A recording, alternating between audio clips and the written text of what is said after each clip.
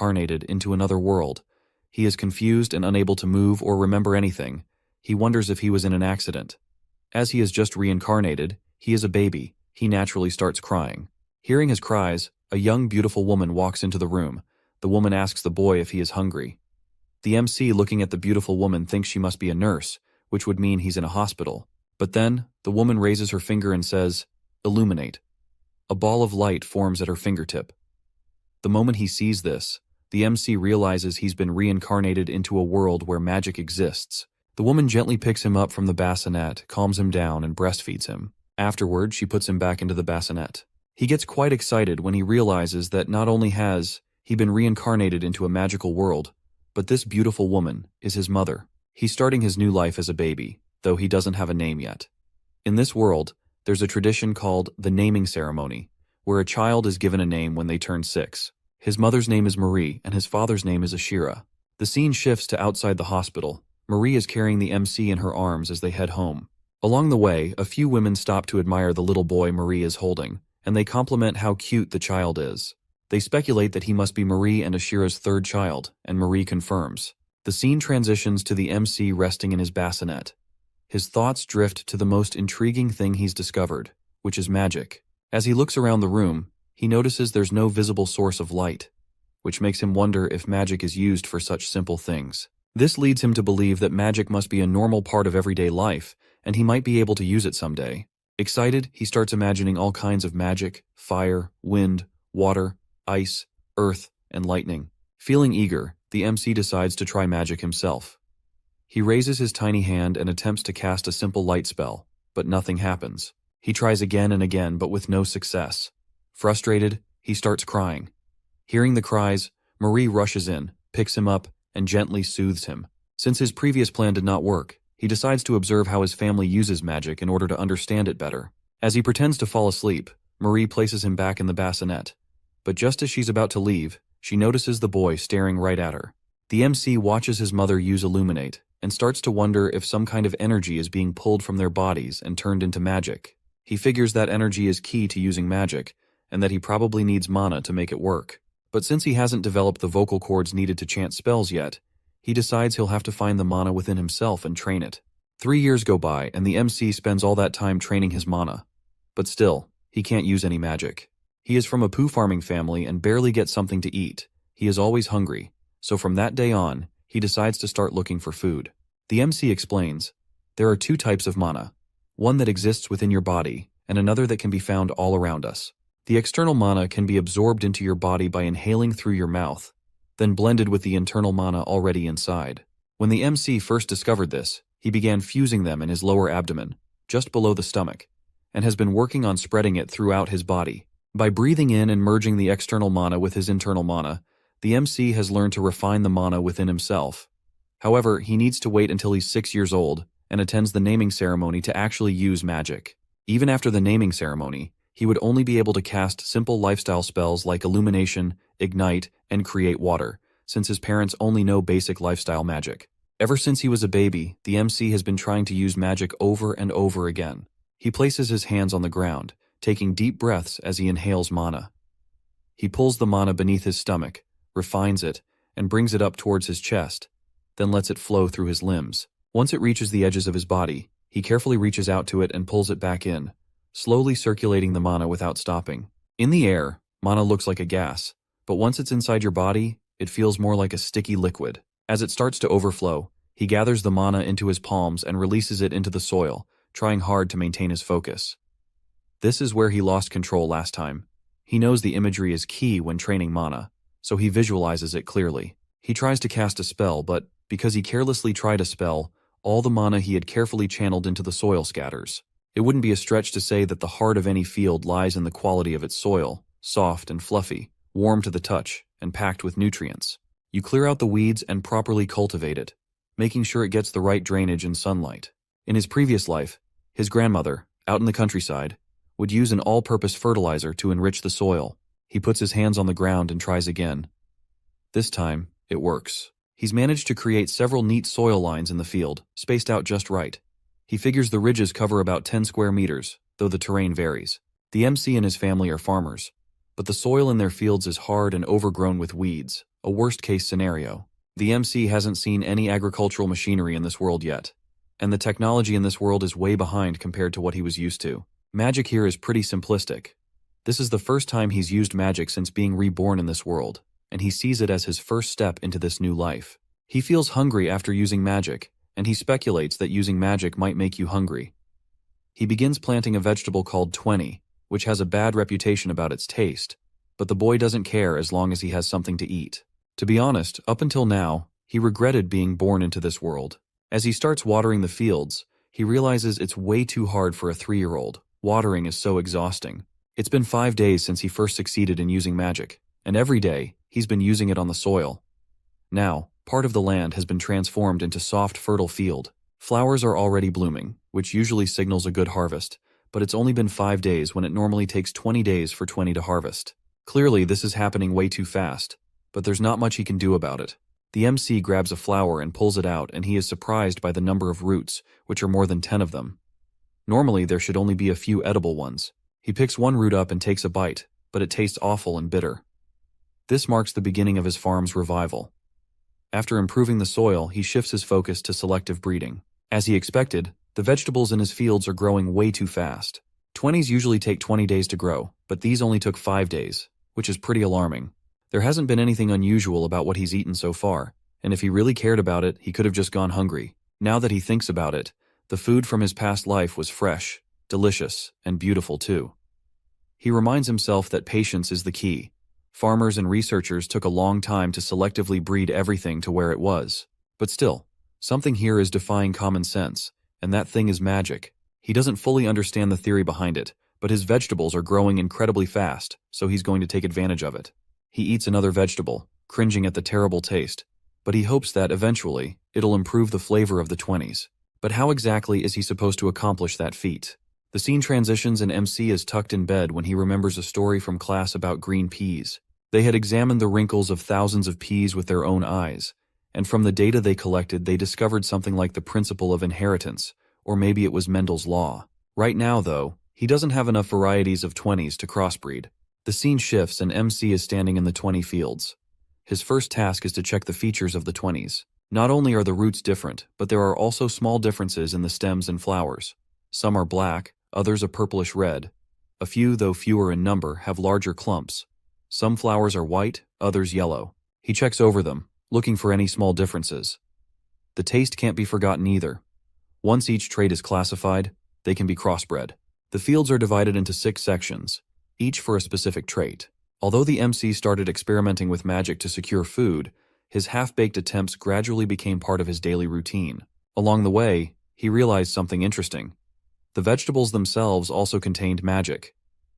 The unique magic he developed fuses both internal and external mana. Whenever he uses magic, this fused mana gets consumed, leaving him exhausted. Once his internal mana is depleted, he can't fuse his mana or use magic until it recovers.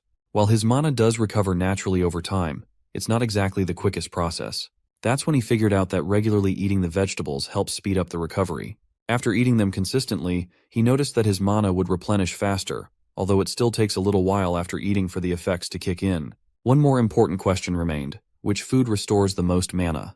The differences in recovery could be seen across the various breeds of 20s. The taste hasn't changed much, but the MC decided to put that aside for now. His next step is to sort the ones that restore the most mana. What started as simple curiosity about crossbreeding has turned into a fun daily discovery of something new. What he knows for sure is that he should compare and prioritize the food that recovers the most mana. After all, there's a limit to how much his body can handle, and he wishes he knew a faster method. He remembers when they were sorting rice, they'd drop the seeds in salt water to check if they sank or floated. All of the 20s sink in the salt water though, so he decided to expand the field for now. At first, he couldn't concentrate without closing his eyes, but now he's gotten used to it. He feels a shimmering heat, but can't make it out clearly. He focuses the refined mana directly into his pupils. He sees a pale blue gas rising from the field. He plucks out the 20s and confirms that the blue gas is being generated by them. The blue part of the root leaks out, escaping into the air. He's excited because he discovered that the ones that recover the most mana are also the deepest shade of blue. The blue color must be mana. After that, he continues to observe and eat as he focuses mana into his eyes. He notices that, in clumps of 5 or 6, the largest ones are also the most mana-dense. And just like that, he spends his days working on genetics. 2 more years pass, and MC is now 5, continuing to discover even more things. He found a type of magic that recovers a lot of mana, but it doesn't have any immediate effects. When he concentrates mana into his eyes, the way he perceives things changes, and the new information, along with the blue color of magic, left him excited for quite a while. He wonders if concentrating mana into different parts of his body might do something too. This line of thinking isn't wrong. Until now, he had been circulating mana throughout his body and letting it seep into the soil to use his magic. But when he focuses mana into specific body parts, it strengthens that part of the body. So instead of letting the mana flow out, he keeps it inside. He calls this body strengthening magic. Thanks to it, watering the crops becomes much easier, and he's able to expand the fields as well. This gets him thinking, if he can enhance his muscles, what about his internal organs? Can he enhance them as well? If he boosts his digestion, maybe he can increase how fast he absorbs mana from the vegetables he eats. He tries and boosts his digestion, and feels that both his absorption and digestion rates have improved. He spent a lot of time fine-tuning his magic to fit different situations. Then scene transitions and MC's father leaves, and his mother sees his father off, telling him to come back home safe. His father, who is the pillar of the family, has to go. The reason he is leaving is because he is called to war. But why did a farmer have to leave home to join the war? A large-scale conflict has erupted, forcing most of the village's manpower to leave. The MC had always felt that the technology in this world was severely lacking, and it seems the root cause is war. During peaceful times, the villagers come together to cultivate the land bit by bit. There's a surplus of available land, so how much you own depends on how much you can cultivate.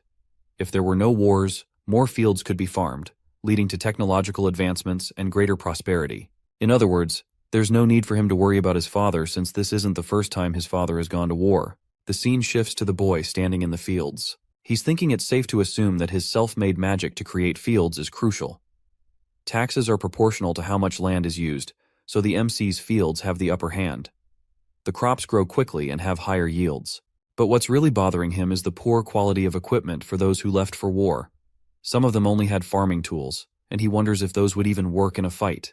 Basically, these men are treated like common soldiers, and they end up getting injured, which could lead to the land becoming unstable and them losing their homes. With memories of his previous life, he really doesn't want to kill anyone. But there's a war, and there's nothing he can do about it. Weapons and armor will be the bare minimum requirement for war, but the most important thing is money. You can never have too much of it, especially in war. But here's the problem. Inside the village, people usually just trade goods with each other, so there's no actual money being exchanged, no cash flow at all. Neither the 20s nor the vegetables are bringing any money. Since it's like this, there's only one thing our guy can do. He'll have to rely on a merchant to generate some cash. The boy goes to ask his mother for advice. She suggests making sandals, pointing out that all sorts of things can be made from dried 20s stalks, which could help him buy what he needs. However, the boy finds this idea inefficient. He thinks that merchants who travel between towns and villages selling goods have a better approach. Plus, the ability to negotiate prices makes it seem like a more reliable way to make money. The scene shifts to a merchant admiring the sandals the boy made. The merchant compliments them, saying they're pretty good. The boy explains that his mother taught him how to make them, so he's been making them every day. The merchant buys the sandals for 6 worn-down coppers, but the boy feels a bit disappointed. He thinks, it's not like the merchant is ripping him off. The price must just be lower than he expected. But at this rate, it'll take forever to save up for weapons. Determined, the boy runs after the merchant to ask about the market prices for goods. It's been a few days since then, and I've learned the market prices from that troublesome merchant. Now, I'm trying something different. I started experimenting with growing magical mushrooms. Based on what I found out, this should be a solid way to make money. The merchant had shown me a magical mushroom and told me they're super rare. But apparently, the primary material for them doesn't grow well and is in short supply. Funny enough, I realized it's just a shiitake mushroom. I ate one, and it tasted way plainer than I expected. Using a cultivation technique, I've managed to grow shiitake mushrooms. Basically, mushrooms grow from fungus on trees, which is their main source of nutrients. If I can create an environment where the fungus can thrive, I could grow them artificially. And if magical mushrooms grow the same way shiitake does, then the possibilities are endless. The scene shifts, and our boy is carrying several logs of wood. The logs had already been dried, which saved him a lot of effort. Getting the right balance of dryness and dampness is key. After that, he planted the fungus in the logs and waited for it to grow. But if it were that easy, someone else would have done it by now. So, what should he do? Since it's called a magical mushroom, it must have a decent amount of mana in it. If it's stealing nutrients from the tree, it's probably absorbing mana too. In that case, why not just give the logs his own mana? Beaming with confidence, he's ready to experiment. He decides to infuse different amounts of mana into each log to see what happens. And with that, he starts channeling mana into the logs. Our boy's day starts with tending to the fields during the day, infusing the logs with magic by evening, and making sandals all night. After waiting some time, 3 mushrooms finally grew on one of the logs. It's not much, but his experiment worked. To make any real profit, though, he'll need to scale it up. Even that merchant had more mushrooms than this. But there's a problem. His house doesn't have any more space for them. Instead of more storage, he needs a dedicated building. An architectural challenge for him. When he uses magic to create a field, he raises the soil to make ridges. So by that logic, it should be possible to reshape the soil into a building too. He's not diving into this without a plan. There's a huge amount of soil here that can be used as building material. Creating something from nothing with magic is incredibly difficult. Take earth magic, for example. In games, it's often about collecting refined mana in your palm to throw gravel stones. The damage depends on the speed of the stone. If you can visualize the whole process, it can be done, but it's super cost inefficient. It's way more mana efficient to use something that already exists. Our boy places his hands on the soil. For some reason, the only time he can properly cast magic is when he's working with soil. It wouldn't be an issue if he could just turn soil into metal, but the real challenge is building a storehouse using soil. He starts gathering mana, and when he tries the spell, he collapses and passes out. He's later shown resting in bed, with his mother by his side, taking care of him. When he wakes up, his head is hurting. Turns out, he's been bedridden for 2 days, and everyone's been mad at him. The reason for his sudden collapse was likely due to all the mana in his body being drained, which is basically acute mana deficiency. Normally, his mana circulates through his body to fuel his physical strengthening magic, which boosts his physical abilities. He's just relieved it didn't turn into a run out of mana and you're done for kind of situation. The MC is shown back in the field, reflecting on the valuable lesson he learned from his failed attempt. While scouting the area, he notices a large hole where he tried to cast the spell. The damage wasn't too bad, but he realizes that the sudden drain of mana was likely due to the relationship between area and volume. In simple terms, he probably used 10 times more mana than necessary. Deciding to hold off on constructing anything for now, he shifts his focus to creating building materials instead. He successfully makes a brick and continues producing more, eventually building a storehouse. Although it's a basic structure, it looks rough and amateurish, as if it was haphazardly stacked together by someone with little experience. Still, it marks his first completed building. While it falls under earth magic, the potential uses for this magic seem to be expanding. Our boy looks at the fields and thinks they look awful. The land his ancestors had cultivated for generations was now unusable, to the point where even a tractor wouldn't be much help. He's always felt a sense of pride in how special his village is, but the sight of the fields bothers him. He casts a spell on the rough land, clearing it and turning the stones and stumps into fertilizer for the soil.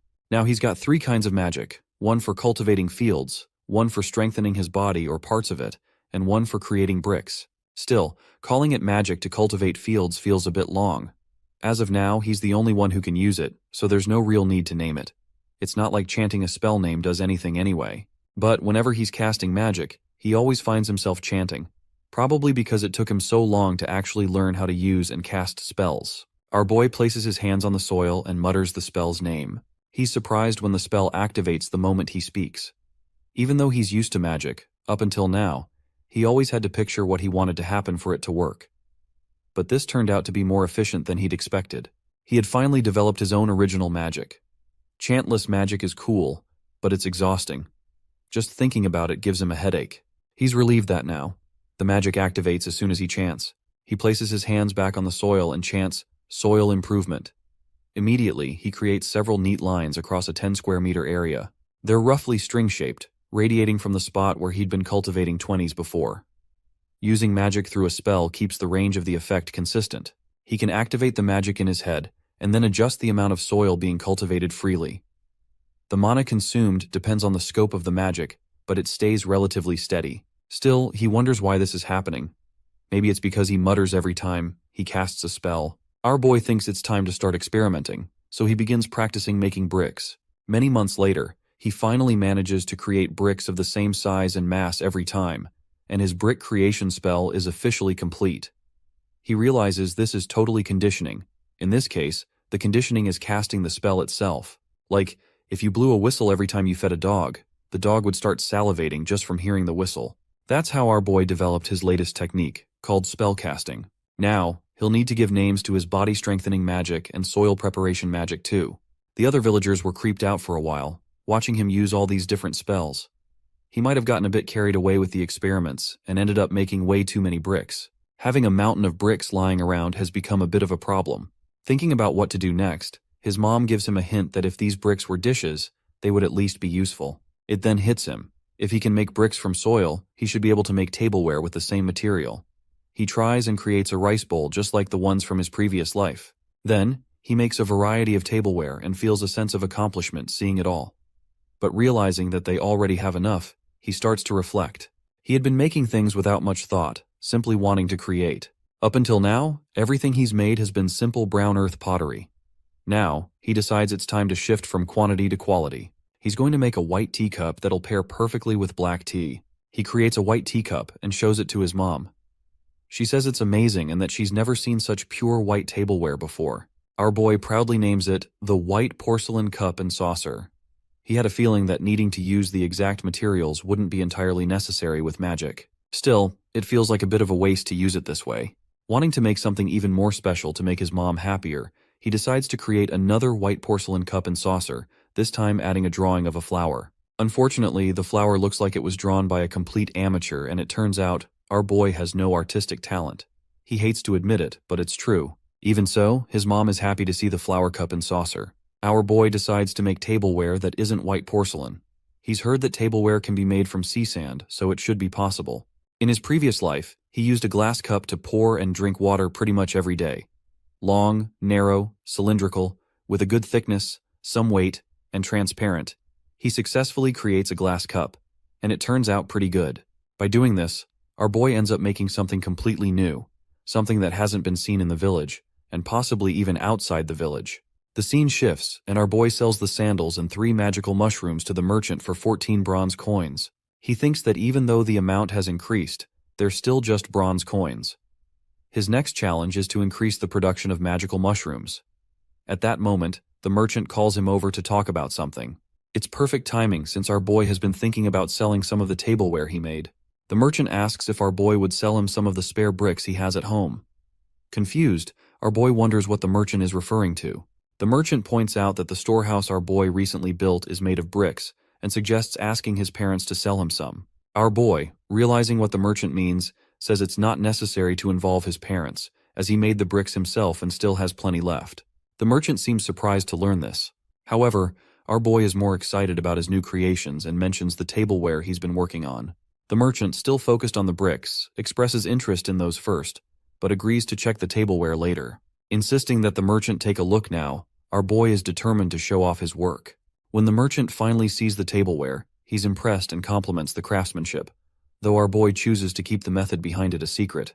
The merchant agrees to buy both the bricks and the tableware, but he offers only 5 bronze coins for the tableware. Feeling underpaid, our boy considers the value of his work and confronts the merchant internally, thinking it's unfair. The merchant explains that he's paying much more than he usually would for items like these. Still, our boy questions why it's so cheap, believing people would pay a better price for such pretty tableware. The merchant explains that his customers are commoners from small towns and villages, and even if the tableware is beautiful, they wouldn't spend much on it. Our boy reflects on the situation and realizes that, while his work might be worth more, the market the merchant deals with simply doesn't support higher prices. The merchant adds that wealthier buyers don't do business with peddlers like him.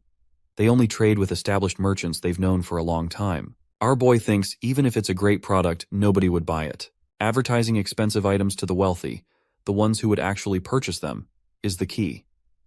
But there's no internet or newspapers in this world to promote products. It would need to be something like the latest trend among the nobility. He realizes he doesn't have the connections to pull off something like that. Talking to the merchant feels like a total waste of time, leaving our boy completely disappointed. The merchant, sensing the shift in mood, gets nervous and says our boy is giving off a dark, unsettling vibe all of a sudden. He tries to cheer him up, saying not to feel too down about it. After all, the market for bricks is strong, and he'll buy everything our boy has the next time he comes around. Promising to bring 10 times as much next time, the merchant is shown carrying the bricks away on a carriage as he leaves the village. The scene shifts, and our boy is standing next to the piles of bricks. The merchant calls out to him from behind, commenting on how our boy really came through on his promise to provide bricks. He adds that if it were any other kid, he wouldn't have trusted them. But since they've known each other for a long time, he trusts our boy. The merchant also mentions that he brought along someone strong enough to carry all the bricks. A creature appears, something with 2 long horns, a tail, 2 wings, and small hands and legs covered in dragon-like scales. The merchant reveals the name of the beast, calling it Dragon Horse.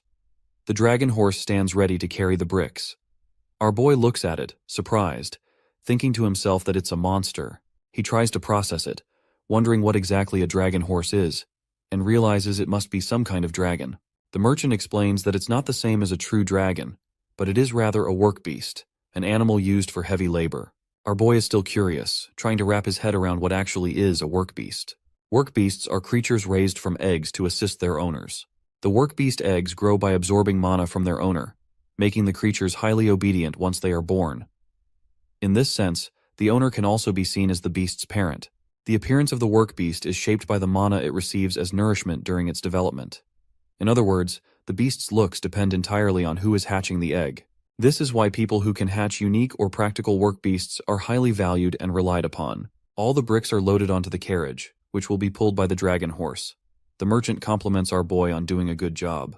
In this world, dragons are known for their overwhelming power, and it's said that dragon horses resemble the dragons. With their strength, toughness, and bravery, dragon horses are quite popular. Horse-type work beasts are favored for their durability, while bird types, being able to fly, are equally sought after. Our boy, who is curious about work beasts, asks the merchant if work beasts are expensive. The merchant confirms that they are expensive, explaining that dragon horses and any other beasts used as mounts are considered valuable assets. Reflecting on this, our boy realizes that just because there's demand for bricks now doesn't mean it will last forever. He starts thinking about diversifying the items he can sell. Now, he's contemplating the idea of hatching a work beast egg, but he feels uncertain about what kind of creature would come from it, and he does not even know how the hatching process works. Still, he knows that if he gets lucky, it could be a lucrative venture. Determined, our boy calls the merchant. With his grip tightening and a spark of excitement in his eyes, he tells the merchant he wants to try raising a work beast egg and asks him to bring one next time, promising to buy it. When the merchant returns with the egg, the cost of the egg is just barely covered by all the money our boy had saved up until that point. Our boy and his mother are standing in the fields, holding baskets full of vegetables when they notice some villagers returning from the war. Among the men is our boy's father. Our boy's younger sibling rushes towards their father, calling him Daddy. One of Ashira's companions comments on the younger sibling, asking if that's Ashira and Marie's 4th child. They mention that their father has been quite busy, and then head off to their house. Ashira picks up the youngest child, and Marie seems happy, saying it's good to see him.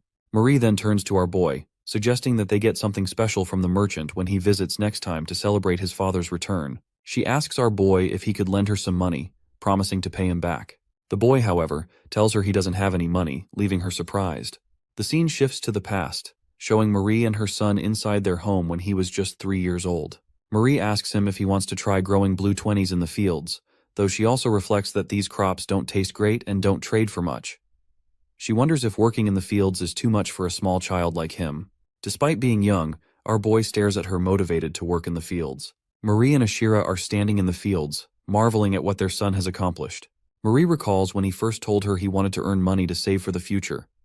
At the time, she thought it was amazing that someone so young would have such ambitions. She reflects on how he handles merchants all by himself, cultivates magical mushrooms, he even built a storage room on his own, and created beautiful tableware that astonished her. Marie is truly amazed and proud, wondering how her child has achieved so much. Our boy tells his mother that the reason he has no money left is because he spent it all on a work beast egg. Marie, shocked and frustrated, can't believe our boy used up all that money without consulting her first.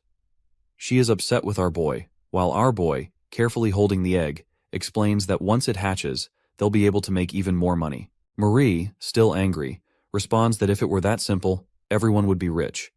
She warns him that he needs to be cautious about who he buys eggs from, as she's heard stories of people being sold random animal eggs that rarely ever hatch. She says buying a work beast egg is like gambling away their future. Now our boy is worried, and he realizes that the merchant never mentioned the low success rate for hatching. Marie scolds him, reminding him that she allowed him to buy and sell things because he wanted to save money for the future. She reflects on how men always seem to spend money so quickly. Our boy tries to defend himself, saying it should be fine because he earned all that money on his own. Hearing this, Marie gives an angry smile before yelling that not all of the money was his. He also sold the sandals that everyone worked together to make. She forbids him from buying anything without her permission from now on. Feeling guilty, our boy apologizes and asks if he can still have permission to make purchases, but Marie denies it, insisting he needs to reflect on his actions. Meanwhile, Ashira and the youngest sibling are watching the scene unfold from the door, both clearly afraid of Marie. Our boy reflects on how his young, beautiful mother becomes terrifying when she's upset. He starts crying and he thinks most of the money came from selling his bricks, and the earnings from the sandals were barely anything. He's the one in charge of making and selling the bricks to the merchant, and now, feeling more determined, he decides to secretly save up some cash by gaming the system a bit. His focus is now on the egg as it's his only option right now to make money. Motivated, our boy weaves a net from 20 stalks to carry the egg around safely, knowing it's important to keep the egg close so it can absorb his mana. He considers that while others could help hatch the egg, everyone's mana is different, which makes it harder to hatch the same type of work beast each time. He notices the egg seems to absorb mana from him just by holding it, giving off a faint blue haze. The egg itself contains very little mana, yet the haze is still visible. Our boy wonders if directly pouring mana into the egg would be beneficial. He focuses and begins injecting his mana into the egg, watching as it darkens into a deeper shade of blue and starts sparkling. Excited, he sees that the mana is being absorbed, but he's unsure how much mana he should be pouring inside the egg. Hoping the egg absorbs the mana properly, our boy continues watching over it and pouring mana into it daily. He begins thinking about building a secret hideout to secure the egg and keep it safe. Our boy starts to reflect on his mother's words and admits to himself that, as much as he dislikes it, she's right. He's just a kid, and he shouldn't be making big decisions about spending money on his own. It's not childish of him to hate the situation, but the customs here are incredibly outdated. In this place, the father of the family, as the patriarch, makes all the final decisions, and the eldest son is the one who inherits this role. The younger sons, like him, have two options: either live their entire lives under their eldest brother's authority, or find a way to become independent. Determined, our boy began saving up to buy a decent weapon, knowing it would be essential if he wanted to make a name for himself during times of war. But now he realizes that he has to think beyond just weapons. He needs to prepare for his future independence as well. He's outside in the fields now, carrying the egg in the woven net and holding a pack of rope in his arms. His mind is set. Apart from saving for weapons, he needs to start planning for his future independence. Like they say, you've got to strike while the iron is hot. The village where the boy was born is surrounded by a wooden fence. The dense forest outside the village creates a natural boundary, and in the past, once the land was deemed secure enough, the trees were cut down and the village was built. But with the ongoing wars, maintaining the fields has become increasingly difficult, and they're shrinking. The boy leaps over the village fence, heading beyond the village boundary. The land outside has no formal owner, except for those who cultivate it. Determined, the boy searches for a suitable place to build his hideout. To keep himself going, he uses body enhancement magic to stave off fatigue, no matter how hard he works. With the rope he's carrying, he ties together multiple trees, then pats the ground to change its layout a little to weaken the roots of the trees. He carefully adjusts the area beneath the tree's roots, thinking that without that support, the trunks will no longer stand. He's right. One by one, the trees start falling, the forest echoing with sharp snaps, creaks, and squeaks. Feeling accomplished, he repeats the process for the rest of the trees that block his planned construction site. Soon the area is cleared of trees. He then flattens a 4-meter area using flatten earth magic, repeating the process until he's created a large, smooth clearing. This flatten earth magic is particularly convenient, he thinks. However, when it comes to actually constructing his hideout, he knows it won't be easy to do it all at once. He remembers fainting once from overusing magic when he was still inexperienced, and that keeps him cautious. Rather than build an entire house, he reasons that he only needs a basic structure. He hypothesizes that the mana cost of building depends on the object's area and volume. While making a building all at once, the interior space of the building also counts as part of the calculation for the amount of mana it consumes. It would waste a lot of mana, and the risk would be too high. His then devises a solution to make 10 by 10 individual walls and piece them together to form the outer structure. In a systematic and orderly fashion, our boy will use the bricks he has been making as the base. He closes his eyes and places his hands on the ground, envisioning the mortar securing each brick in place. The mental image takes shape, and a single wall becomes reality. He repeats the process, slowly forming a simple box-shaped structure. It looks like a cube of tofu. It has an entrance, but it has no roof and no door. Standing in front of the entrance, the boy contemplates the next steps. The roof and door will have to be made by hand, of course, but for now, the essential framework of his hideout is complete. He's managed to build his hideout in a very short amount of time. The boy sits inside his house, cradling the work beast egg. It has grown considerably, its surface now a deep, dark blue that resembles manna, hinting that it might hatch soon. He carefully packs the egg into the woven net, tightening its strings. Just as he finishes, his mother appears at the entrance, letting him know it's almost time to go. Brightening at the news, he gets ready. Today is special as he's turning 6. In their village, turning 6 means it's time for baptism at the church, and he has been eagerly looking forward to it. Once they arrive at the church, he notices that there are only about 10 people in attendance, which is to expected as it is a small village. He struggles to remember his baptism from his previous life, which might not have been the happiest occasion, but this time feels different. Along with the baptism, there's a naming ceremony, adding to his excitement. The priest steps forward, raises his hand, and announces that he will start the baptism shortly. After the baptism, our boy will finally be able to use household magic, including spells for cleansing, drinking water, illumination, and fire.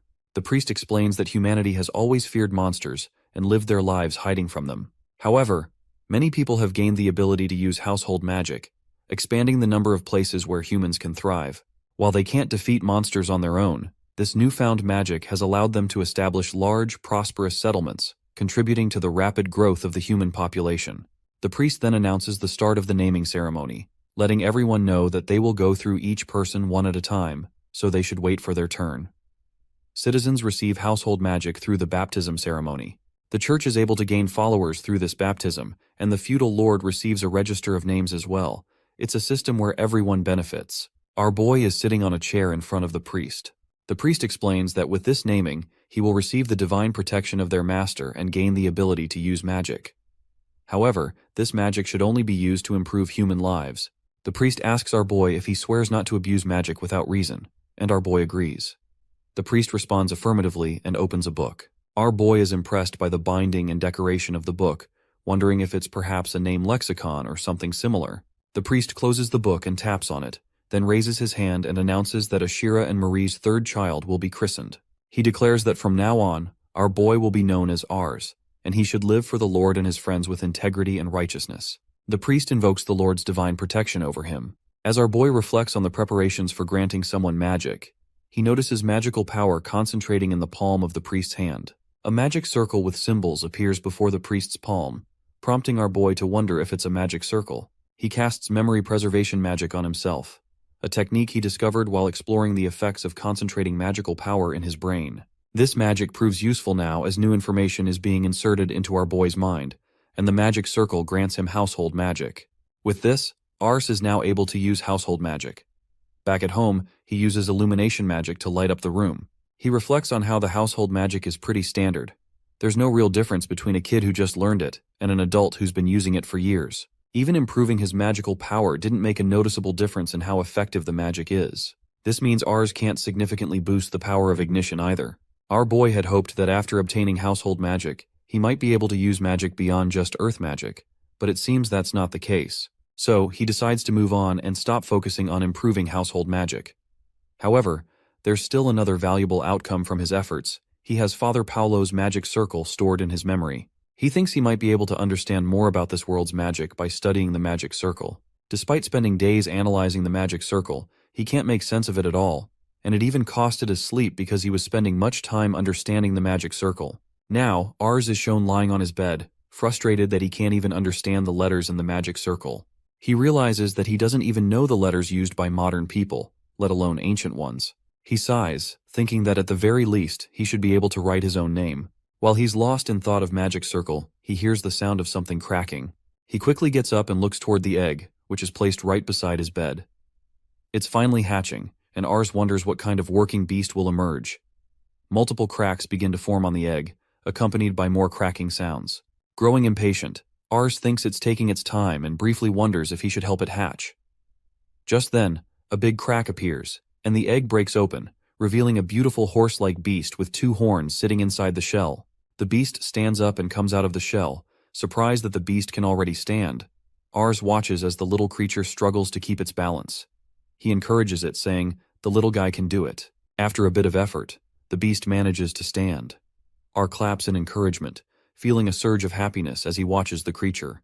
Gently tapping the beast on its head, Ars thanks it for coming into his life, and in response, the beast squeaks. As he looks at the beast again, Ars realizes it resembles a horse-like reindeer, with the physique of a thoroughbred, but it is covered in long hair. He wonders if it will be big enough to carry things when it is grown. Then he notices the beast eating the eggshell and questions whether it's even safe for it to be eating that. He wonders, what does it eat? The form a work beast takes at birth depends on the magic used as nourishment, and its behavior seems different than the dragon horse. Ars recalls hearing that dragon horses have unique eating habits as they are carnivores. He worries about the prospect of providing meat to the work beast every day, as that would be too expensive for a poor farmer like him. He's also heard it's not uncommon for people to fail to raise them due to the cost of food. Ars wonders what he should do if it needs milk, as he doesn't have that kind of magic that can produce milk. The scene shifts, showing the beast standing next to a basket of radishes, munching on them. These radishes were grown on the excess land in Are's hideout. Noticing the beast eating, Ars wonders if it enjoys them and thinks to himself that at least the beast seems to be a herbivore. Relieved, he realizes this means he won't go bankrupt from food costs. As Ars sits on the floor in his hideout, the beast approaches and starts growling. He asks if it's already finished eating, noting that there are plenty of radishes, and tells the beast to eat as much as it likes. The beast growls again and tries to climb into Ars's lap. Once settled in his lap, it lays down and falls asleep. Ars wonders what's going on, but as he looks down at the beast, he can't help but think it's incredibly cute. He gently strokes the beast, which snores softly as it sleeps. 10 days pass, and the beast has grown into a full-fledged horse. Ars is surprised at how quickly it has grown, but he did tell it to grow big. The beast now has an overwhelming appearance, and Ars thinks he's definitely going to sell it. He hadn't named it to avoid becoming emotionally attached, but now he feels it's time to give it a name. He recalls how Father Paul had referred to household magic as divine protection, but Ars believes it's more like a program written into one's mind through a magic circle. He decides to test naming the work beast, which has some magic of its own. If naming is successful, the beast should at least be able to produce its own drinking water, which is an important survival skill, as bad water could lead to deadly illness without proper medical treatment. The possibility of the beast having ignition magic is concerning, but Ars figures he'll deal with that if it becomes a problem. He then wonders what to name the beast. Lacking confidence in his naming sense and artistic flair, he wants a name that fits. He thinks of unicorns for single-horned creatures, and tries to remember if a 2-horned creature was called a bicorn or something else. The name Valkyrie comes to mind, inspired by the goddess of war in the legends. Excited, Ars feels the beast's shining silver-white fur gives it a holy aura. He asks the beast if it likes the name Valkyrie, and the beast nods in agreement. Seeing Valkyrie nod, Ars thinks that maybe the beast can somewhat understand human language, impressed by how smart it is. He decides to begin the naming ceremony, noting that lately, he's been able to refine magic as easily as breathing. Closing his eyes, he concentrates, vowing to perform this ritual carefully and delicately. He fills himself up with dense magic, although it's difficult to keep the released magic stable. From here on, he has to focus. He recreates every detail of the magic circle he memorized through a thread of magic. Blood rushes to his head, and his brain feels like it might burst from the strain. Manipulating magic outside the body is exhausting, but he manages to form the magic circle. He's close to his limit, but still completes it. With one final effort, he focuses on naming the beast. He declares the name Valkyrie, and the magic disperses. The burden was heavier than expected, and he's left shaking on the ground, barely able to catch his breath. It would have been disastrous had the ritual failed. Exhausted, he addresses Valkyrie, suggesting they try using magic, and Valkyrie nods. Standing by the door, Valkyrie lets out a small squeal, indicating they should go outside. Ars agrees, knowing it's too dangerous to use fire inside. He's touched by how thoughtful Valkyrie is, and follows her outside. Once outside, Valkyrie looks up and a shining light appears. Ars is astonished by the illumination magic and excitedly praises Valkyrie's magical abilities. Overcome with excitement, he asks Valkyrie to try other magic, and she nods again. Valkyrie proceeds to perform ignition, drinking water, and clean one after another, but also surprises Ars by using floating magic on the bricks in the field. Valkyrie continues to demonstrate other advanced spells like brick making, ground flattening, soil enhancement, magic infusion, and physical enhancement. Ars is even more stunned when Valkyrie shows memory preservation magic. Despite his excitement, Ars is puzzled. Other children who receive names at the church's baptism can only use household magic, so why can Valkyrie use his magic? He wonders if there was an error in the magic circle, or if the naming ceremony process went wrong. Unable to figure it out, he asks Valkyrie to watch as he creates a cup from the ground. He then asks Valkyrie to replicate the same magic, and she does. Ars realizes that Valkyrie can only use the spells he knows after being named. For instance, while Ars can control the size of the land, he flattens by adjusting the amount of magic he uses, Valkyrie's ground. Flattening is limited to a uniform 10 by 10 square meters. In other words, Valkyrie can now use magic but is restricted to the same spells as Ars, without any ability to modify them. This makes Ars realize that the naming ritual is more systematic than divine protection, which also explains why he hasn't been able to customize household magic. Ars compliments Valkyrie, calling her amazing. However, he's concerned about selling a beast capable of using both his original magic and the church's household magic, which is called God's divine protection. He decides he needs to verify whether other work beasts can use magic.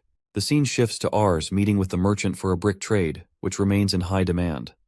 Ars casually asks the merchant if he's ever heard of work beasts using magic. The merchant replies that he's never encountered such a thing, and Ars realizes how rare and valuable this information might be. If a well-traveled merchant has never heard of magic-capable work beasts, it must indeed be uncommon. Sensing Ars's curiosity, the merchant asks if his egg has hatched. Ars nods, explaining that the egg produced a horse that could carry loads. The merchant is pleased and asks to see the beast. Ars, having told Valkyrie not to use magic around others, agrees and brings her over. The merchant is impressed, not only by her usefulness as a work beast, but by her stunning white coat, a color favored by the wealthy. When Ars mentions he has no intention of selling Valkyrie, the merchant is shocked. He reminds Ars that the original purpose of buying the egg was to earn money. Ars admits that while he did intend to make money, he's grown fond of Valkyrie and wants to keep her by his side, drawn both to her unique abilities and the bond they've formed. Noticing the conversation, Valkyrie affectionately rubs her face against Ars. Ars reflects that having a strong companion like her could be invaluable for the laborious work ahead. The merchant, sensing an opportunity, proposes a deal. He explains that he has 5 more beast eggs and would like to entrust them to Ars, agreeing to buy the hatched beasts exclusively from him. Ars quickly grasps the proposal. He would raise the beasts and sell only to the merchant. The merchant, confident in the demand for work beasts raised by Ars, believes the arrangement will be profitable even if there are initial losses, and assures Ars he's willing to take the risk. Ars sets terms for the contract, which included that it will last for 1 year, with the option to renegotiate if renewed. The merchant, somewhat wary, agrees. Ars believes this arrangement could be the key to a stable income, recognizing the value of having a consistent supply of beast eggs. Determined to succeed, he turns to Valkyrie and declares that they'll work hard to make this endeavor a success, to which Valkyrie nods in agreement. The merchant, watching them, breathes a sigh of relief. Inside his hideout, Ars examines the new beast eggs, preparing to infuse them with his magic. Valkyrie attempts to nibble one of the eggs. Ars immediately stops her, warning that she's not allowed to eat them. Despite his instruction, she picks one up in her mouth, causing a faint crackling sound that startles Ars, who fears she's broken the egg. But upon checking, the egg is unharmed. Valkyrie then settles beside the eggs as if adopting them. Curious, Ars asks if she wants to care for the eggs herself. Valkyrie nods and begins softly caressing the eggs, releasing a subtle flow of mana into them. Ars, taken aback, realizes that she might instinctively understand that the eggs need mana to develop. Yet, he quickly explains that only his magic should be used to raise them, as the form a beast takes after hatching is heavily influenced by the magic they absorb during incubation. In this case, only Ars's mana will yield the results he desires. But Valkyrie has already infused 3 of the 5 eggs, which now emit a soft glow. Ars acknowledges that it's possible to incubate eggs using multiple sources of magic, though the effort to maintain that level of mana is substantial. Deciding to compromise, he assigns Valkyrie the task of caring for the 3 eggs she's already infused, asking her to ensure they hatch properly. Valkyrie's eyes light up with excitement, and she nods eagerly, ready to nurture the eggs with care and devotion. Ars recalls a memory from his past life of finding a stray puppy in his neighborhood. When his mother noticed, she asked who would take responsibility for its care, doubting he could manage it himself. Shocked by her sternness, Ars promised he'd look after the puppy personally.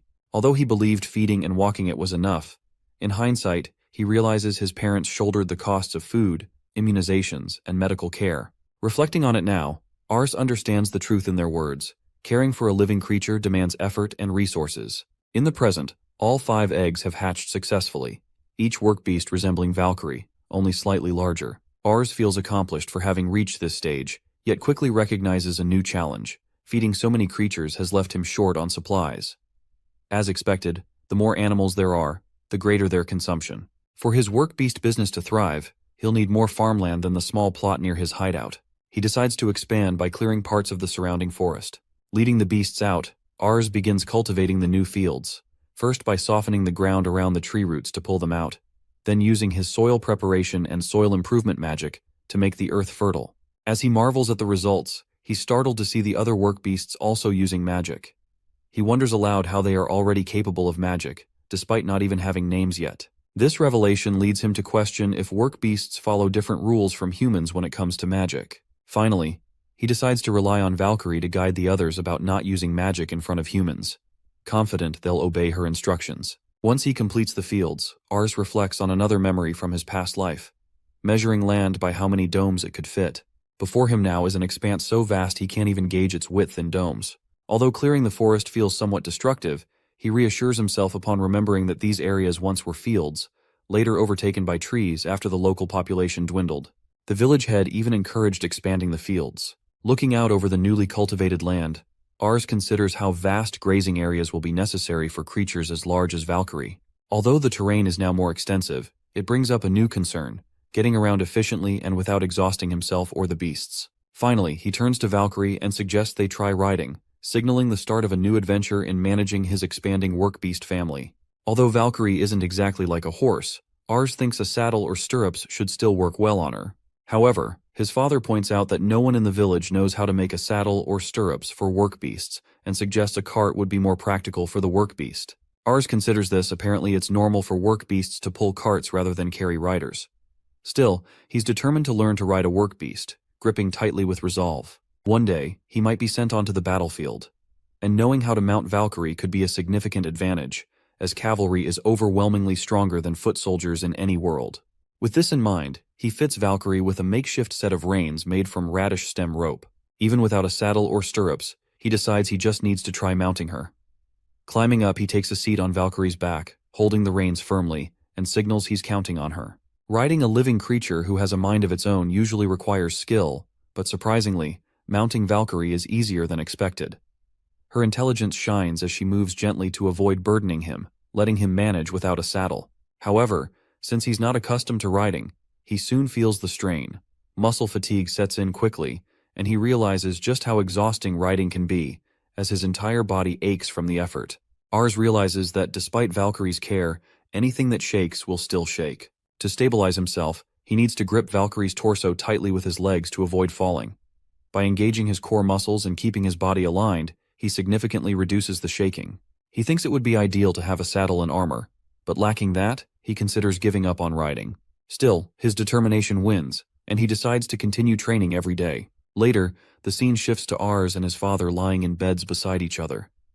His father remarks that Ars always says something before going to bed. Ars shrugs, denying it. Amid his riding training, he's been learning and practicing new magic as well. As they chat, his mother calls everyone to go to bed. When Ars channels his magical power through his eyes to observe people, he notices a faint blue aura surrounding them, like steam. He speculates that the magic naturally flows from the body and is continuously wasted. Curious about leaking magic, he experiments with preventing this magic from leaking. The result is a noticeable improvement in his natural healing abilities. Ars has been practicing this technique, though not consistently, because it resembles spell cultivation. Spell cultivation allows effects to be constant, just like leveling a defined area or consistently shaping bricks with the same spell. Besides enhancing physical strength, the cultivated spell's effects last a specific amount of time after casting. Even if he falls asleep with a physical strengthening spell active, its benefits remain. Spell cultivation extends the duration of fatigue recovery spells, enabling him to fully recuperate each night. Lying in bed with complete recovery, he feels as if he's a hero.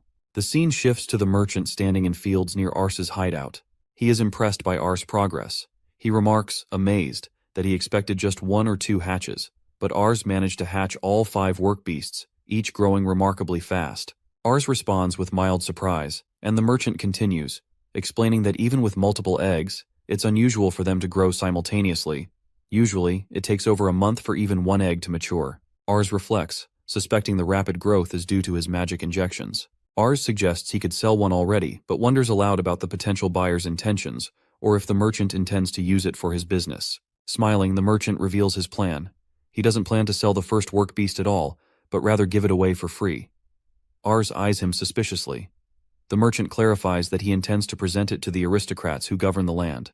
He reminds Ars that merchants like him, who move between villages, lack the connections to trade expensive goods, and selling to aristocrats requires both credit and a recognized reputation, and the aristocratic store monopolizes such transactions, making it nearly impossible for outsiders. Ars recalls a time when the merchant missed out on selling a rare luxury item he crafted simply because he lacked an intermediary.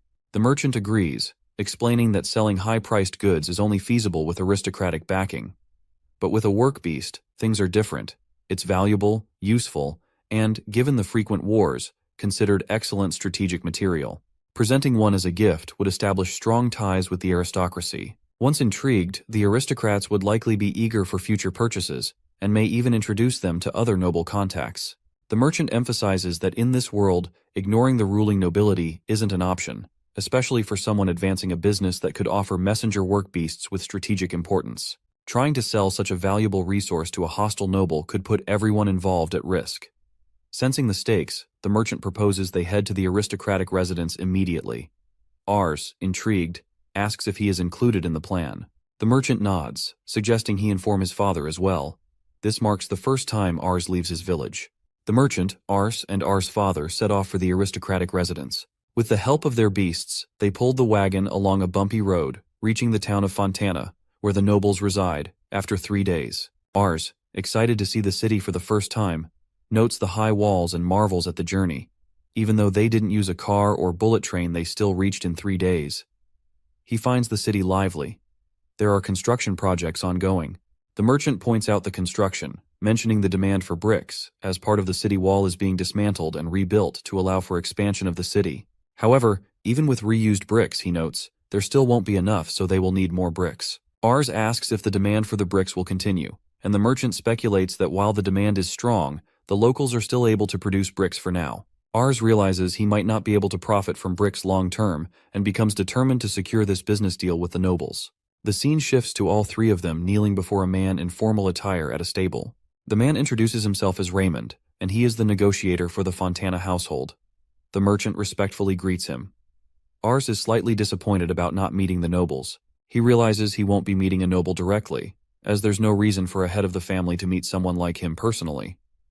Raymond assesses the work beasts, noting that he was informed they could be ridden. The merchant confirms, proudly explaining that they're of top quality, even capable of bearing armor. Ars reflects that the merchant's goal was to build connections rather than meet nobles in person. Raymond then turns to Ars, noticing his young age and asking about him. The merchant explains that Ars was the one who raised the work beasts, and besides, Ars would be his father. Raymond, slightly impressed, remarks that this dedication bodes well for their work beast husbandry in the future. The merchant formally requests permission to produce and sell the work beasts, which they've named Valkyries. Ars is momentarily taken aback, thinking Valkyrie was the name of the firstborn, not the species itself. The true Valkyrie, his partner, is back in the village, and he would never consider selling her. Raymond agrees to issue a permit later and assures them he'll inform Mr. Fontana of this arrangement. The merchant expresses his gratitude, and Raymond encourages them to keep up the hard work. Ars is surprised that the negotiations concluded so quickly. However, as Raymond turns to leave, he remarks that these work beasts might not be useful in war. The merchant is shocked to hear this and asks why, and Raymond explains that the horns get in the way, making it impossible to wield weapons effectively. Raymond calls for a servant and instructs him to cut off the beast's horns. A servant approaches with a saw, and Ars, horrified, is about to intervene when his father restrains him with a hand on his shoulder. Ars is overwhelmed, realizing he can do nothing as the negotiator coldly orders the procedure. Back at the inn, Ars sits on the bed, visibly distressed, while his father and the merchant stand behind him, watching. His father speaks first, commending him for holding back during the negotiations. But Ars, unable to shake his frustration, mutters to himself, lamenting how anyone could treat his cute little children, the work beasts, so callously. Seeing his distress, his father gently suggests he go wash his hands. Looking down, Ars notices the roughness on his palms and recalls how, even as their horns were severed, the beasts made no sound. Reflecting, he compares them to well-trained guide dogs from his previous world, who are taught not to bark even under extreme discomfort. Such dogs are so loyal they wouldn't react, no matter how much they endured. Ars realizes that his work beasts, despite their size and strength, share that same silent loyalty.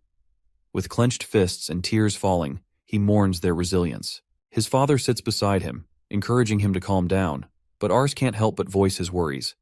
He admits that it's not just the act of cutting the horns that bothers him, but the potential for lasting harm to the beasts. What if the beasts live shorter lives because of this? If they perish too soon, wouldn't the blame come back on him? Sulking, he admits his fear that, with the nobles involved, anything is possible, even unjust blame. He's troubled by the notion that severing their horns might lead to a shortened lifespan, and yet he's painfully aware they don't know enough about these creatures' lifespan. Gathering his thoughts, Ars shares his determination to investigate this, understanding that learning about the beast's lifespan and health is crucial if he wants the business to continue. He looks at his father, remarking on his composure through all of it. His father, smiling faintly, responds that it's simply the resignation of a farmer with limited social standing. Ars realizes that his father, despite lacking formal education, has an insightfulness that surpasses his own in certain ways. He thinks back on his own efforts, how he cleared the forest quickly, a feat that sparked rumors among the villagers. Some believed his expansion was due to failing to pay his taxes, and even the village chief tried to seize the fields he'd worked so hard to cultivate. Ars's father tirelessly appealed to the aristocratic family overseeing their land. To sustain the work beasts, they needed to cultivate vast fields to supply enough beets, but their wheat yield alone couldn't cover the taxes on these expanded beet fields. The nobles had an interest in both the work beast husbandry and the forest's cultivation, which worked in their favor. Fortunately, his father's efforts led to them obtaining a license to sell the work beasts, official ownership of the land, and permission to pay taxes in money rather than wheat. They walk through the city together, and Ars's father suggests that since they've come all this way, they might as well explore a bit while buying what they need. Ars feels fortunate to have a father he can depend on, and nods in agreement. As they roam the city, Ars notices the lack of wooden buildings and comments that they don't seem very popular. His father explains that wooden houses are vulnerable to fires caused by ignition magic. Ars observes that the town's buildings also have few windows, to which his father replies that with illumination magic, there's no need for windows to let in light. Ars, a bit disappointed, mutters that everything here is based on household magic, and his father adds that it's all thanks to divine protection of God. Ars considers how household magic only works after someone is named through a magic circle, and wonders if it's truly a power linked to God. Suddenly, Ars spots windows in the distance and clenches his fists in excitement. He thinks there would be a high demand for glass windows, which he could mass-produce like bricks if he could adapt certain spells. Seeing his enthusiasm, his father suspects Ars is planning something new. The merchant notes Ars's ambition, and his father agrees, reflecting on how the village has flourished thanks to the boy's radishes. The merchant recalls that, in the past, starvation was a harsh reality due to frequent crop failures. Years of unending famine left people dead and the land in ruin, with wars breaking out over food as desperation grew. During these tough times, he came across a particular food, radishes. Previously, wild radishes were unpleasant and hard to eat. But these were different. These were large, crunchy, firm, and filling. They even grew quickly. He realized that if more people had access to these radishes, starvation might lessen. Hearing they came from a northern village, he visited, only to be surprised by the sight, a young boy, not yet baptized, selling these remarkable radishes. Unlike other farmers, the boy had a quick wit and bombarded the merchant with questions about other potential products. Curious, the merchant began visiting regularly, always greeted with a stream of questions from the boy for an hour each time. Years later, the boy, now older, offered something besides radishes, magical mushrooms from the nearby forest. Concerned, the merchant warned him about the dangers of entering the forest alone, but the boy insisted he'd be fine. Knowing others who'd made similar claims only to meet tragic ends, the merchant suggested buying bricks from the boy to keep him safe. The boy produced identical high-quality bricks, but before long moved on to tableware, which sparked the merchant's curiosity further. At first, he suspected the boy might be of noble blood or from a fallen family, but each guess was wrong. Later, after the boy's baptism, he astonished the merchant again by raising valuable horse-type work beasts from the eggs he'd purchased. What impressed the merchant most was the boy's constant drive for new ventures. When asked why he was so eager to make money, the boy explained he wanted to buy weapons to go to war, making the merchant wonder if he aimed to restore a fallen family's honor. But this guess was also wrong. Eventually, the merchant resolved to secure a strong bond with Ars, believing he might one day rise to nobility.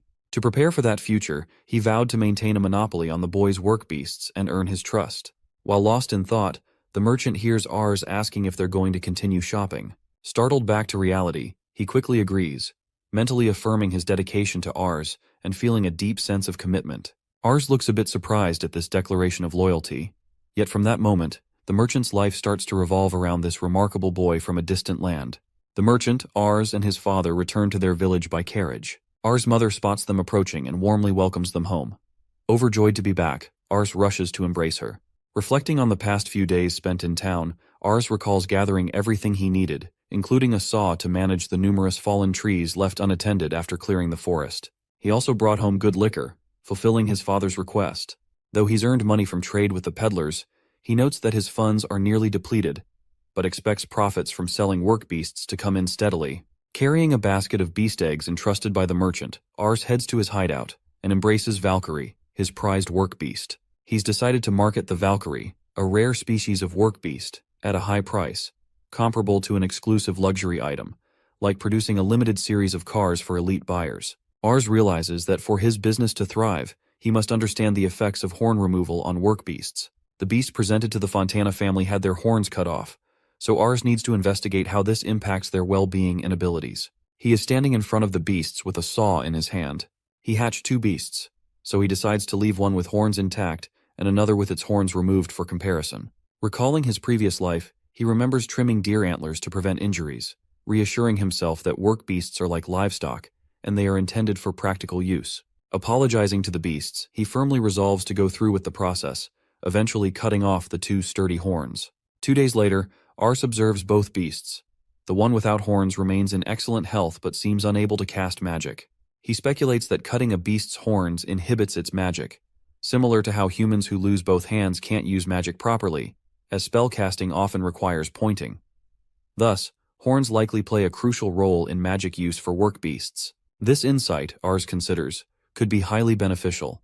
The merchant had never encountered work beasts capable of magic, so a Valkyrie that could inject magic into its offspring would give him a loss in the market as he won't be exclusive anymore. Ars embraces the beast with its horns removed, relieved to find that the procedure doesn't appear to threaten its life. Reassured, he decides to remove the horns of all the work beasts he plans to sell to the peddlers. This way, he can ensure they remain strong, healthy, and manageable, while also preventing them from accessing magic, safeguarding his unique advantage in the business. Ars sits in front of the priest, who mentions that Ars has brought something extraordinary. Ars assumes he's referring to the Fontana family permit, and the priest confirms this, but clarifies he's not just talking about the license to sell work beasts. Ars reflects, thinking that in the village, the only formal writing he'd seen was the book from the baptism ceremony. On rainy days, when he couldn't go to the fields, he would come to the church to learn letters. His parents were both literate.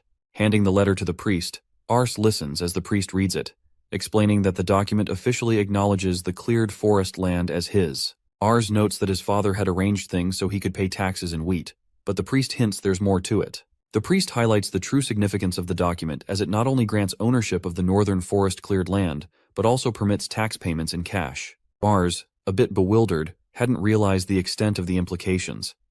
The priest points out that the document doesn't specify when or where the cleared land begins, nor does it include exact field measurements. Paying taxes in money suggests the land does not need to even be agricultural, implying Ars could use it for any purpose. Ars, confused, asks what this means. The priest clarifies that the Fontana family has treated him like a ruling clan, effectively granting him privileges typically reserved for those who manage land within the family's territory. The priest explains further that ruling clans are entrusted with governance over land segments in exchange for certain rights, including monetary contributions and the provision of soldiers in emergencies. Although the Fontana aristocrats govern their territory, they don't directly control every part. Ars wonders aloud why he's been treated as a ruling family. The priest suggests that the Fontana family likely wanted to ensure he wouldn't relocate to another land to raise work beasts. Furthermore, as the third-born son, Ars's influence and achievements in land development were unexpected, rivaling even those of established ruling families. As Ars walks toward the fields, he contemplates his new role, realizing that he's somehow shifted into the responsibilities of a ruling family. It's a position beyond the reach of most children his age, and he decides that as long as he's underestimated, he'll take the opportunity to expand his land as much as possible. His focus now is on pioneering, so he envisions his strategy. Riding Valkyrie, he plans to travel through the forest, using magic to loosen the soil and fell trees. The hornless beasts will then drag these trees, piling them together, while he uses land-leveling magic to prepare the terrain. However, Ars knows that simply expanding the land won't guarantee increased income. His plan revolves around 4 resources to generate earnings: the working beasts, magical mushrooms, bricks, and crop yields like tweenies. Selling work beasts alone provides income, yet he needs backup in case sales slow, and he anticipates that demand for bricks could diminish soon. The mushrooms and fields require more manpower as well, leading him to consider hiring help. Living in a village where bartering is the norm, he realizes he'll need to manage his money carefully and decides to seek part-time assistance. At dinner, Ars consults with his family about potential villagers to help with his workload, and his elder brother, Baito, eagerly volunteers. Beito's enthusiasm is clear as he quickly jumps at the chance, insisting he's the perfect fit. Amused, Ars clarifies that he's looking for a part-timer, not necessarily a sibling. Beito, undeterred, assures him he's up to the task. Their mother chimes in, granting her approval as long as both Ars and Beito contribute to the household during the wheat harvesting season. Beito excitedly agrees, and Ars thinks to himself that while he hopes his brother will work diligently, he's anxious, knowing Beito's tendency to slack off at home to go play. Ars decides that if Beito causes trouble or shirks his responsibilities, he won't hesitate to let him go. Curious, Ars asks his brother what's motivating him to help. Beito confesses he wants a Valkyrie of his own, feeling it's unfair that Ars is the only one with a working beast to ride. Ars recalls that he's caught Beito attempting to ride Valkyrie without permission, and notes his brother's deep admiration for the creatures. Beito explains that riding a Valkyrie stirs dreams of heroism. Many legendary heroes have ridden Valkyries to save princesses, a thought that captivates him, and so Ars officially hires his brother. Beito wastes no time visiting Ars's hideout, though he's unimpressed with what he finds. Declaring it looks like a jail in the middle of an empty field, Beito criticizes the setup as lacking appeal. Ars clenches his fists, noting how his brother's first reaction was to belittle his employer's building style. Ars stands outside, hands placing on the ground, releasing a deep breath. He muses that each day brings growth, making it an ideal time to test his skills. With an interest in architecture, Ars recalls a recent stay at a hostel during a visit to the town of Fontana, where he meticulously studied the building's structure. But he didn't rely on sight alone. He used his mana to perform an intensive scan, channeling it into the bricks, letting it disperse thinly across the entire structure. In this heightened state, he activated his memory preservation magic, creating a precise internal blueprint of the building's layout. The first attempt to scan an entire building had drained him, as he had mistakenly spread mana throughout both walls and empty spaces.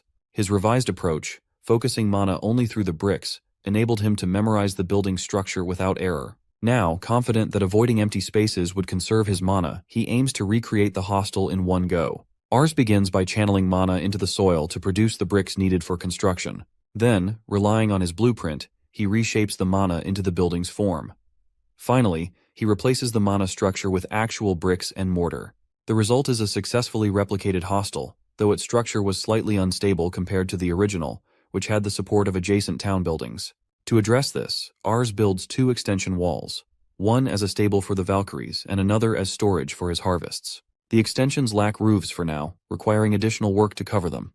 Despite being unable to replicate the hostel's wooden doors and furniture, Ars is pleased.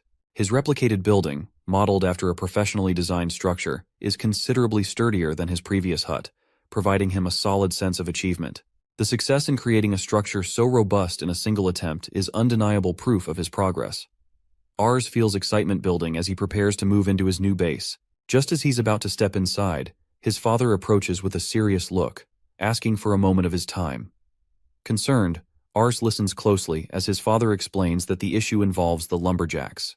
The matter leads Ars to seek out Maddock, a seasoned lumberjack who's been supplying him with logs for magical mushroom cultivation.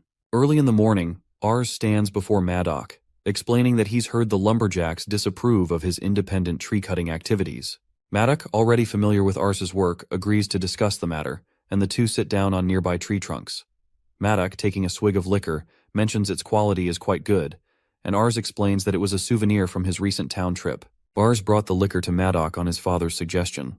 Maddock reveals that while furious might be an exaggeration, the lumberjacks are indeed displeased with Ars's activities.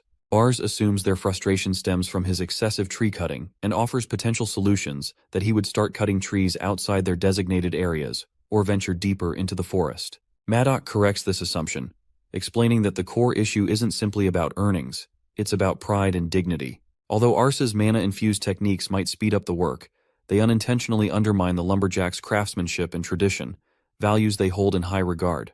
Listening closely, Ars realizes he never intended disrespect. Maddock elaborates, describing how lumberjacks are deeply connected to their work, seeing trees not just as resources but as treasures. To them, indiscriminate felling, especially when the wood is left to rot, feels like a disregard for their way of life. Recognizing this, Ars understands that his rapid development efforts have overshadowed the impact on those around him. Reflecting on Maddock's perspective, Ars considers that his father may have been trying to alert him to this rising discontent. He realizes he's been so focused on his projects that he overlooked the perspectives of others affected by them. Observing Ars in deep thought, Maddock respects that despite Ars's remarkable abilities, he still takes time to consider other viewpoints. Suddenly inspired, Ars looks at Maddock with a new idea.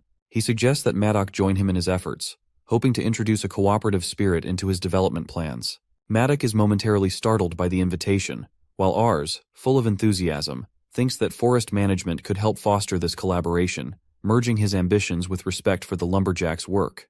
Ars thinks about the vast forest to the north of the village, noting how wide it is that those who wander too far into it have never returned. Yet, no one really knows the exact size of the forest itself. However, with a combination of his mana and the Valkyries, he believes they could significantly reduce its expanse. Deforestation poses a serious environmental issue. The soil would lose its ability to retain water and the necessary nutrients for growing agricultural crops. If this problem escalates, the entire region could face desertification in the future. The most immediate concern is the potential shortage of firewood. Without enough firewood for heating, survival through the harsh winter would be impossible. Ars explains to Maddock that they need to create a manageable man-made forest, thinking about starting a forestry initiative. By planting trees with adequate spacing between them, they can ensure each tree absorbs enough sunlight, resulting in a stable supply of high-quality wood. This approach could also yield high-quality logs for growing magical mushrooms as a byproduct. While Ars has experience growing vegetables and wheat, he admits he lacks sufficient knowledge of forestry. He believes it would be incredibly helpful to have experts like Maddock and other lumberjacks assist him in this endeavor. This arrangement would advance his development plans while satisfying the lumberjacks who love and protect the forest. Maddock voices concerns about humanity's handling of natural forces. Ars counters that managing the forest comes with clear advantages. Maddock agrees to discuss the idea with others. Ars senses that the other lumberjacks might be suspicious of his proposal, but Maddock manages to persuade them, emphasizing that this arrangement is better than letting Ars act without guidance. Ultimately, they reach an agreement that allows the lumberjacks to monitor the situation. As a result, the area north of the village falls under Ars's jurisdiction, a consensus shared throughout the village. The scene shifts, and Maddock presents some logs to Ars. Ars notes the abundance of logs available for cultivating magical mushrooms, and realizes that with this many, he can greatly expand his cultivation rate. He leaves the actual management of the forest to Maddock. Next, Ars moves to his hideout and reflects on the wooden furniture, like cupboards and doors, which he entrusted to expert woodworkers. He also left the radish and vegetable fields to his brother Beto. When Ars steps into the fields, he's surprised to see an increased number of people working there. Beto seems to be really good at organizing others. Curious, Ars asks one of the workers about Beto's whereabouts, and the person replies that Beto went to practice riding the work beast. Ars realizes that the people gathered are helping to shoulder Beto's workload. He feels the need to apologize to them, but one worker reassures him, saying they benefit from a share of the harvest. This includes children who lost their parents due to war and people like him who are unemployed because of a lack of jobs in the village. Ars thinks that if it were up to him, he would have only considered rewarding those he hired with payment, but he admires Beto's approach. Thanks to this shift, Ars can concentrate on development, hatching work beasts, and cultivating magical mushrooms. Suddenly, with the increasing number of people working on the project and his growing insights, he feels like he has matured. Now, at 8 years old, Ars is eager to embrace the changes ahead.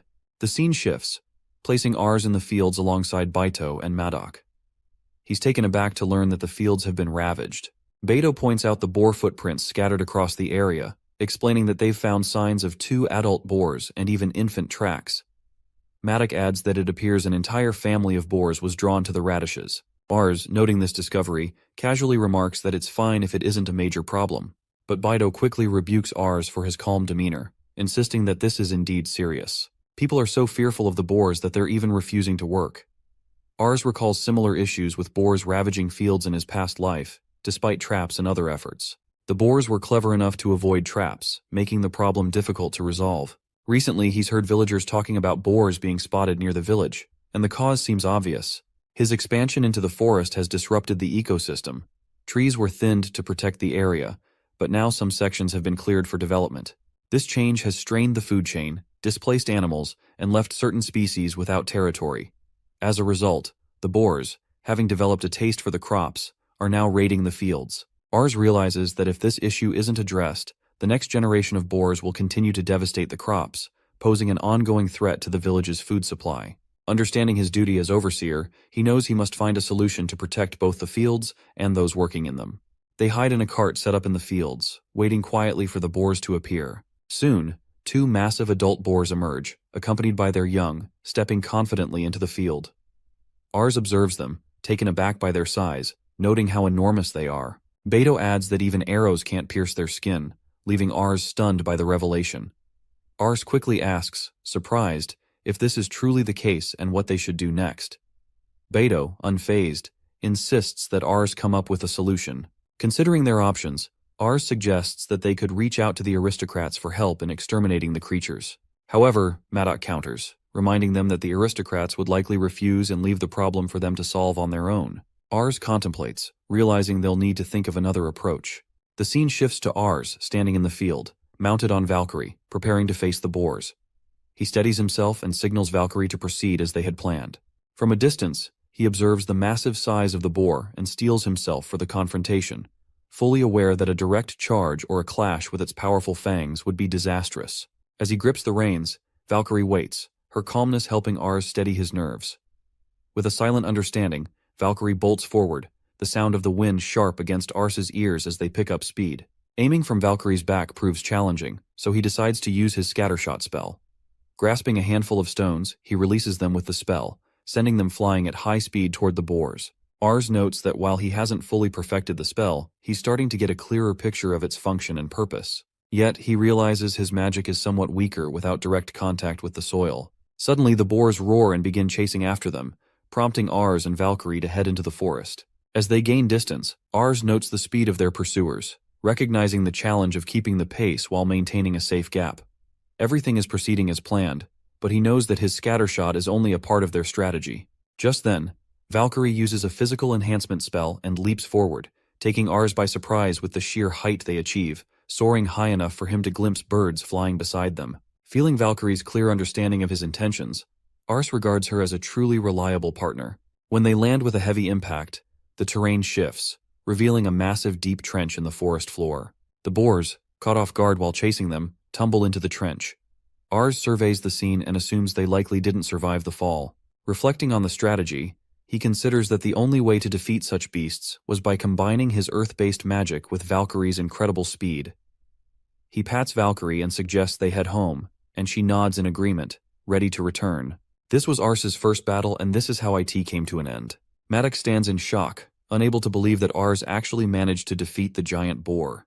Beto is visibly pleased by the outcome, but Ars reassures them that things should be fine now. However, Beto looks at Ars with a knowing expression and asks what he means by that, revealing to Ars's dismay that there isn't just one giant boar causing chaos. Ars freezes at the realization as Beto explains that more of these great boars are ravaging the fields, and if any more appear, the task of handling them will fall to him. Inwardly, Ars can't help but fume at his brother's casual tone.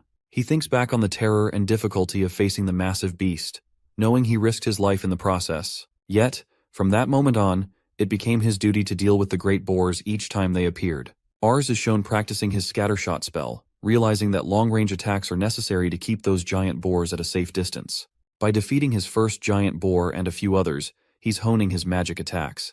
He's able to fire multiple stone shots shaped into arrowheads, even managing accurate shots while riding Valkyrie. Although the power diminishes over distance, he can shoot effectively from 20 to 30 meters away. The process of solidifying scatter shot into a formal spell is going well, but it's still not powerful enough to kill a boar on its own. Preparing a huge pit for each encounter is tedious, so Ars considers an alternative, building a defense to protect the fields instead. Ars thinks about using a sturdy fence like the defensive wall around the village, noting the wisdom in creating barriers to ward off external threats. He decides to build walls along the border between the forest and the field, including areas planned for future cultivation. These walls would serve as a reliable safety barrier for the workers. He recalls the damage left on his previous makeshift traps after the boars rammed them, concluding that the new defense walls must hold against boars up to 3 meters in size, giving people enough time to escape if necessary. Ars begins by creating 5 by 5 meter blocks for the wall. The walls are thick, filled with sand inside for added density, though he's unsure if this structure will withstand the pressure. He can only make 5-meter wide sections at a time, so he plans to connect multiple blocks. Ars reflects on his expanding mana capacity, which seems to grow every time he builds something, giving him confidence to attempt larger creations. Turning this wall-building technique into a spell would simplify the task, but solidifying a spell takes time. To imprint a spell, he has to cast the same magic repeatedly while chanting to preserve the image and conditions. It took months to figure out how to create the brick spell, requiring him to chant over and over. However, wall creation proved easier than scatter shot, likely due to his experience building the hostel. By channeling his mana into the structure and casting memory preservation, he's able to replicate the magic consistently, resulting in a faster learning curve. Now that the wall creation spell is ready, Ars brings 5 horned Valkyries, who, after their naming, can also replicate spells he's mastered. Together, they start constructing the wall, taking occasional breaks to eat magical mushrooms for mana recovery, which proves effective. Eventually, Ars manages to complete a sturdy 4-kilometer, 4-sided wall around the fields. Ars shows the wall to Beto, who examines it by knocking on it and checking its quality. Beto admits it's amazing but points out that he can't see where the entrance to the fields is. Ars's eyes widen as he realizes he hadn't thought about an entrance. Beto suggests making a road leading to the entrance to make it easier to find. Ars agrees and thinks it's a good idea. Ars reflects on how he's actually tried making roads before, though without much success. He decides to take this chance to create a proper road and sets up 2 entrances, one towards the village and another towards the forestry area.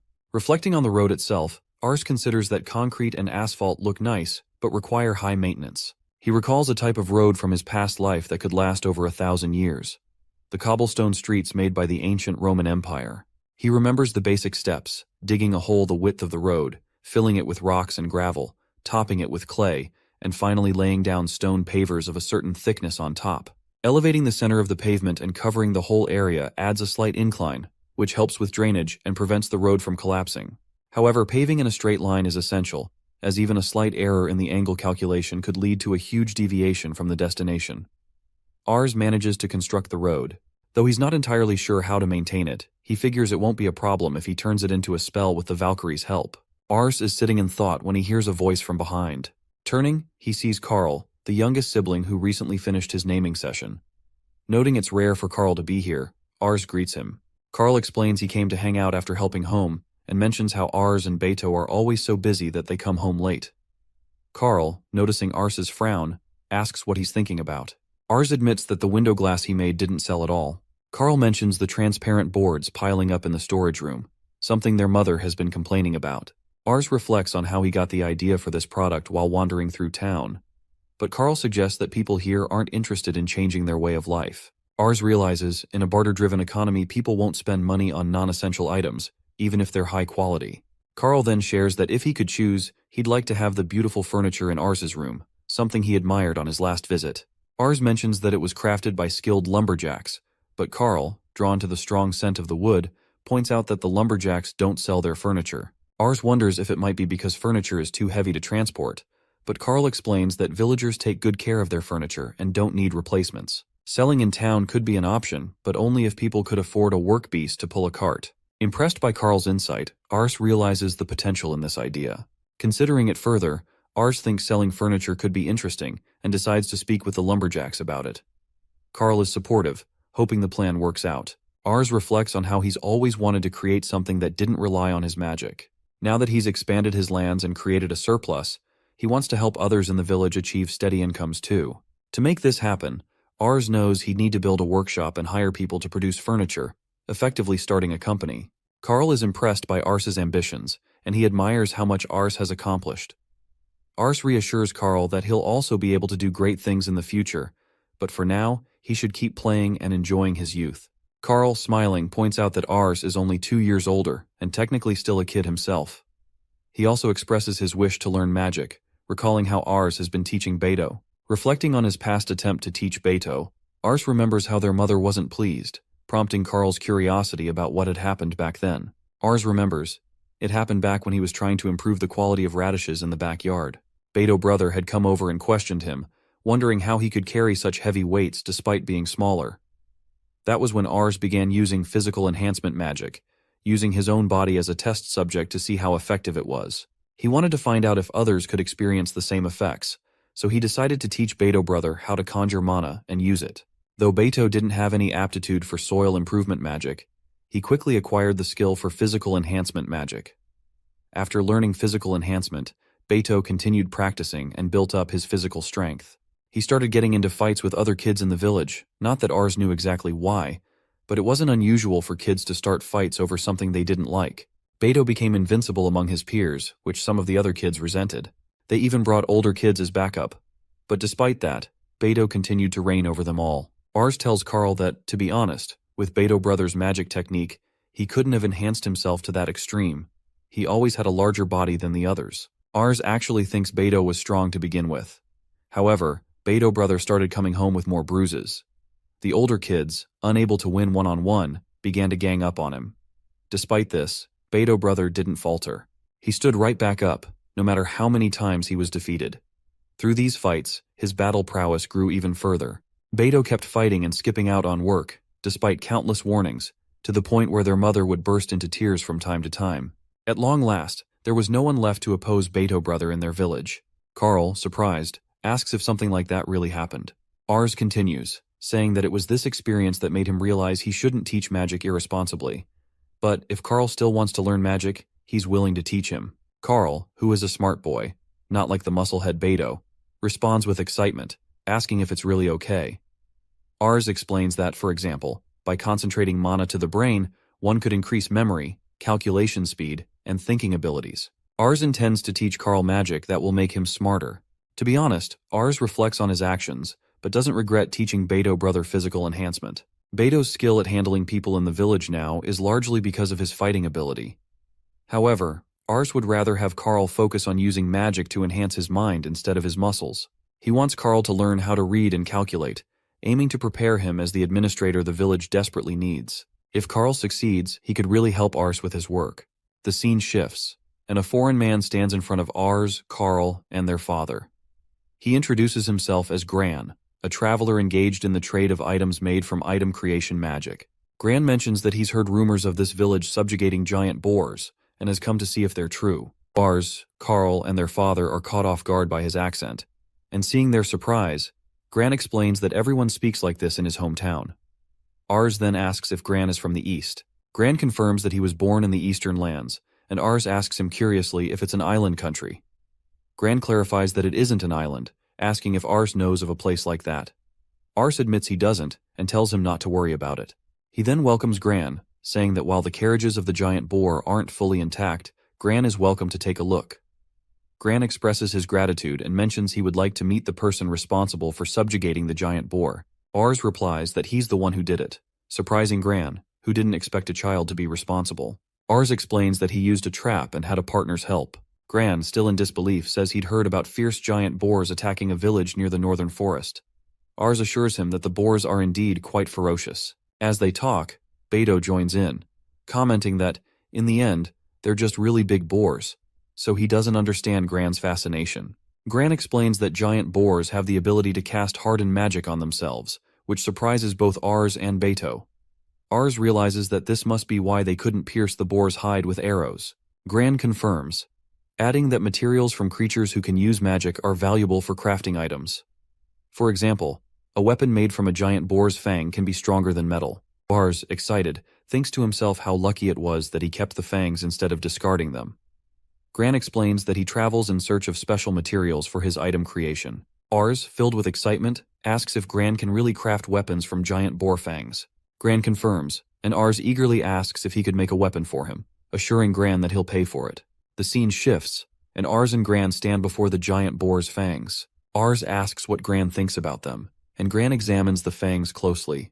With amazement, he remarks that it's incredible. This is a real fang from a magical beast, and Ars even managed to kill it while it was casting magic, leaving traces of mana on it. Ars is curious about the term traces of mana.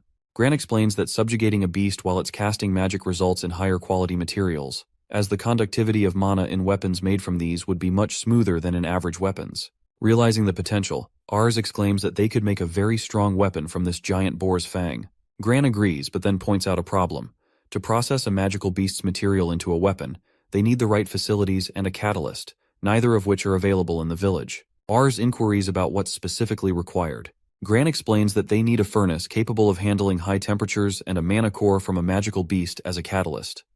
While Ars understands the need for a furnace, he's unsure about a mana core. Gran clarifies that a mana core is a rare part of a magical beast necessary for casting magic, making it a rare catalyst. Ars shows him a Valkyrie horn and asks if it could work as a substitute for a mana core. Gran carefully examines the horn, treating it almost like a precious artifact, and after a moment says he believes it could be used as a mana core. Ars is thrilled by the news. Surprised, Gran asks if these horns are from local work beasts. Ars confirms it, and he is surprised that Gran recognized it. Gran mentions that he's aware of work beasts capable of using magic and has heard of places where people extract mana cores from these creatures for research. Ars is taken aback, realizing he wasn't aware that work beasts could use magic, and thinks about re-evaluating the value of his Valkyries and his relationship with the peddler if this was kept from him. With this new understanding, Ars tells Gran the last thing they need is a furnace that can withstand high temperatures. Gran agrees, but specifies that other materials and tools are still necessary, though a furnace is essential. Excited, Ars declares he'll try making a furnace. He thinks about the bricks he made, believing they might be more fire-resistant than clay, though he isn't sure about their heat tolerance until he tries. But for the chance of obtaining a weapon, he's willing to test it. Gran, however, cautions that even if they manage to build a furnace that can contain the fire, they'll need wind to increase the temperature, which means they'll need bellows. Ars, disheartened, points out that bellows are usually made from wood, which is outside his control since he can only work with soil. Gran, his eyes lighting up with excitement, encourages Ars, telling him that no good weapon can be made if they give up now, proposing they tackle it together. Ars, seeing Gran's passion, realizes he underestimated the dedication of a creator to his work. The scene shifts to Ars sipping a mana potion. He remarks that it tastes like tea and mentally runs through the recipe, drying the magical mushroom, boiling it, grinding it into powder, mixing the powder into boiling water, and stirring well, and then comes out a completed mana potion. Ars thinks it would be more like a mysterious elixir, but instead, it tastes like a tea he remembers from his previous life. Gran observes that, thanks to the charcoal, they could maintain a constant boiling temperature, which improved the potion's quality. Ars then asks what weapon Gran plans to make with the magical mushroom catalyst. Gran explains that he intends to create defensive armor this time. Using the fur of a giant boar, he'll craft leather armor, tanning the fur by soaking it in the mana potion for several days to turn it into a magical item. Although it won't be as powerful as the kugaken crafted from the boar's fang, it will be much sturdier than typical leather armor. Ars is impressed by Gran's versatility in item creation, and expresses his gratitude for Gran's presence in the village. Gran reminds Ars to prepare for several sleepless nights ahead. Ars thinks that while Gran is indeed remarkable, he's unaware of how he unintentionally robs people of sleep. Ars is glad he created a meditation spell in the past that helps recover from fatigue, as if he'd had a full night's rest, allowing him to keep up with Gran's relentless schedule. He reflects that without the spell, he would have collapsed from exhaustion by now. After days of work, the leather armor is finally complete, looking exceptionally well made. However, it's crafted in a larger size than Ars. Gran asks if that's all right. Ars replies that making it in his current size wouldn't be practical, since he wouldn't be able to wear it once he grows up. Ars remarks that the armor is an extra gift for his brother, Beto, since he's been a great help in the fields. He adds that he'll use the armor himself once it no longer fits Beto. Gran reassures him, promising to make a new one for Ars when the time comes. Gran then asks what they should create next, but Ars suggests they pause for now. He proposes that instead, Gran could teach his workers to make similar products. Gran agrees, though he admits he prefers creating new things himself. Thinking of something challenging that might ignite Gran's creativity, Ars makes a suggestion. He asks Gran to design a building with the limited bricks available, the same quantity Ars used to construct 2 store hostel buildings.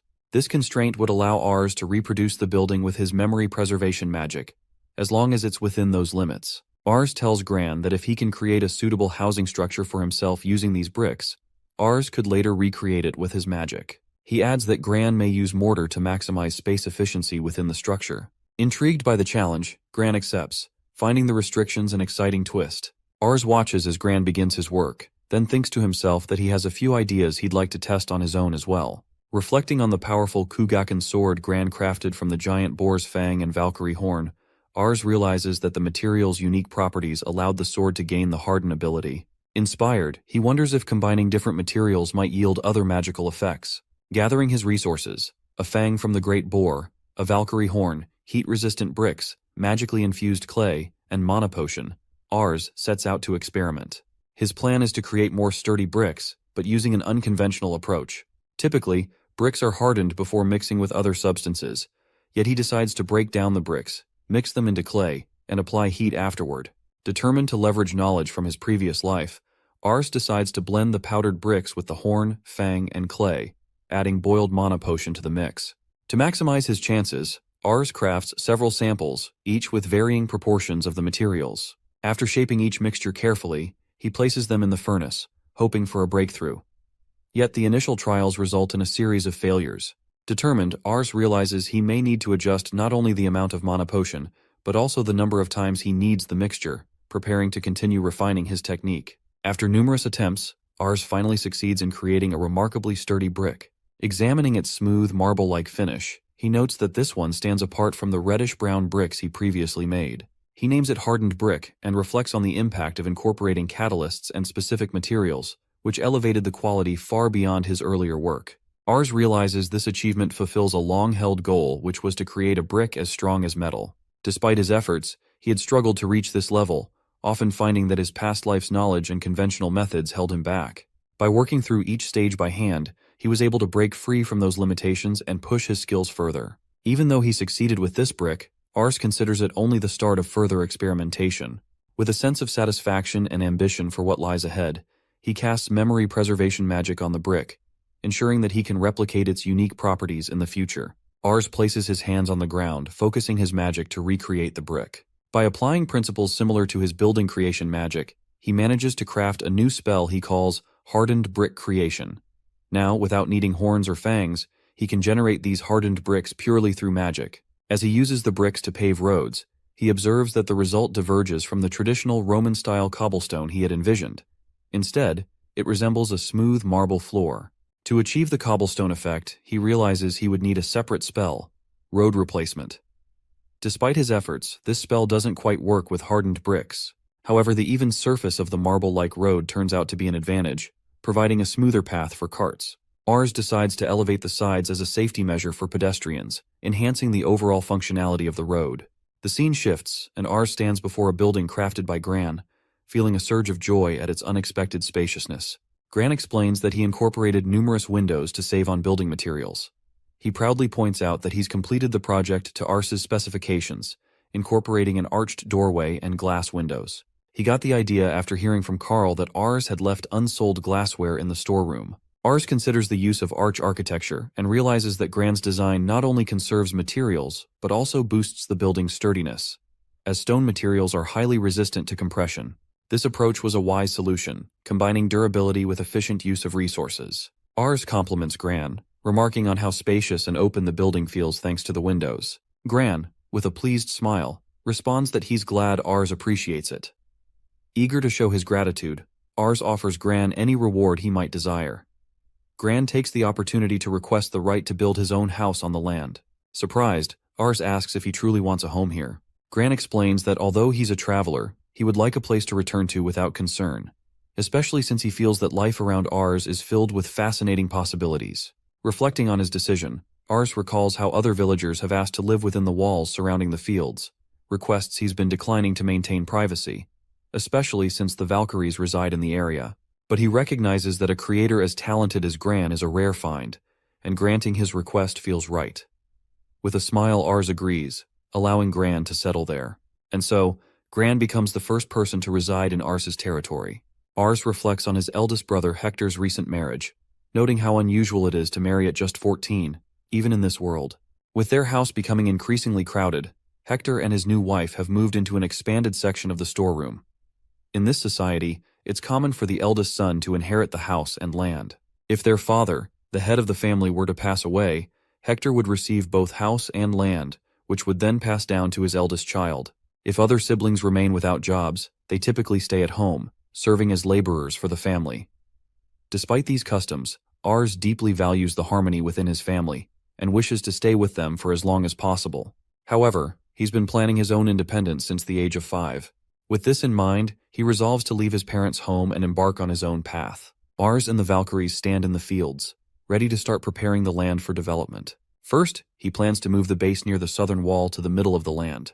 Next, he will recreate the housing designed by Gran, using the same amount of mana he used for the hostel, but swapping the materials from normal bricks to hardened bricks. Using the hardened bricks, he creates 4 1-kilometer walls surrounding his house. Ars paves roads starting from the middle using road placement magic, connecting them to the 4 outer walls. He intends to place Gran's house in the southern area near the road leading to the village. Gran, being a creation maniac, has already made his own house after Ars gave him a part of the land, so Ars decides to save the design with memory preservation as well.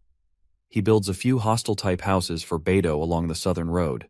Beto wants to leave home, so he's sharing his new house with friends and renting out the extra rooms to people who want to work in the fields. Ars decides that the northeast forest will serve as the forestry area, where log management and charcoal production will take place.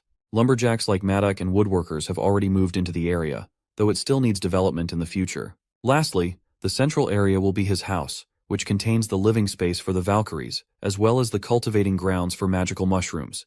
He plans to keep the horned Valkyries confined to the middle area. This is how he proceeds with the development plan for the land.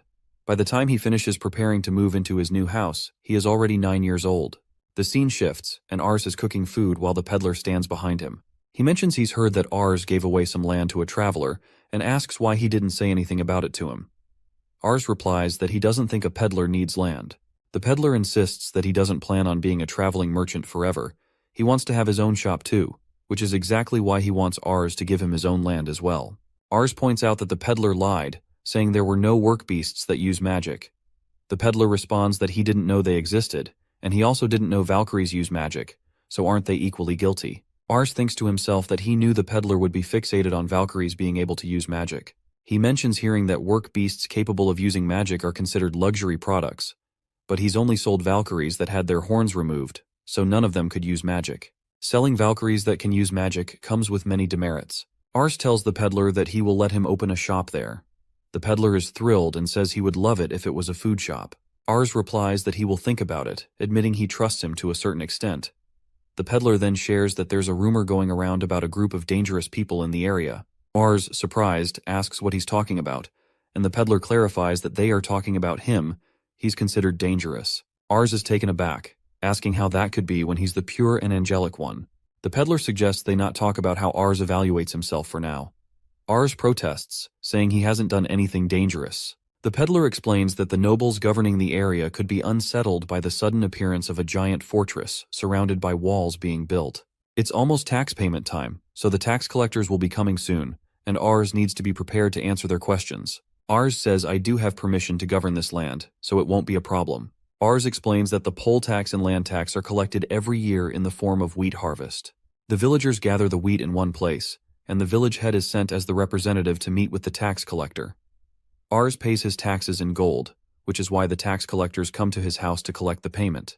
Because of this, he has to show them some hospitality whenever they visit during tax season. Usually they would just have a meal and collect the gold before going back, but this time the tax collectors said a requisition would be conducted on Ars's land north of the village by the Fontana family. Any object on the land, including personal belongings, will be considered the property of the Fontana family. Ars, at the north of the village, will be placed under the protection of the Fontana family. While all of this is happening, Ars thinks this was what the merchant was talking about. The tax collector tells Ars that there may be some dangerous individuals lurking in the area, and that he, who is raising work beasts, will be protected by this measure as well. Ars realizes how a rideable work beast can be considered a strategic item. He thinks that as a measure to protect beast breeders, this move might make sense to most people. Even though his freedom might be restricted, he would never have to worry about food or war. He would have a guaranteed livelihood. He thinks he might be happy about this if he were just an ignorant child living his whole life in a poor village. However, he is different. He has memories of a rich and free world, memories of his past life.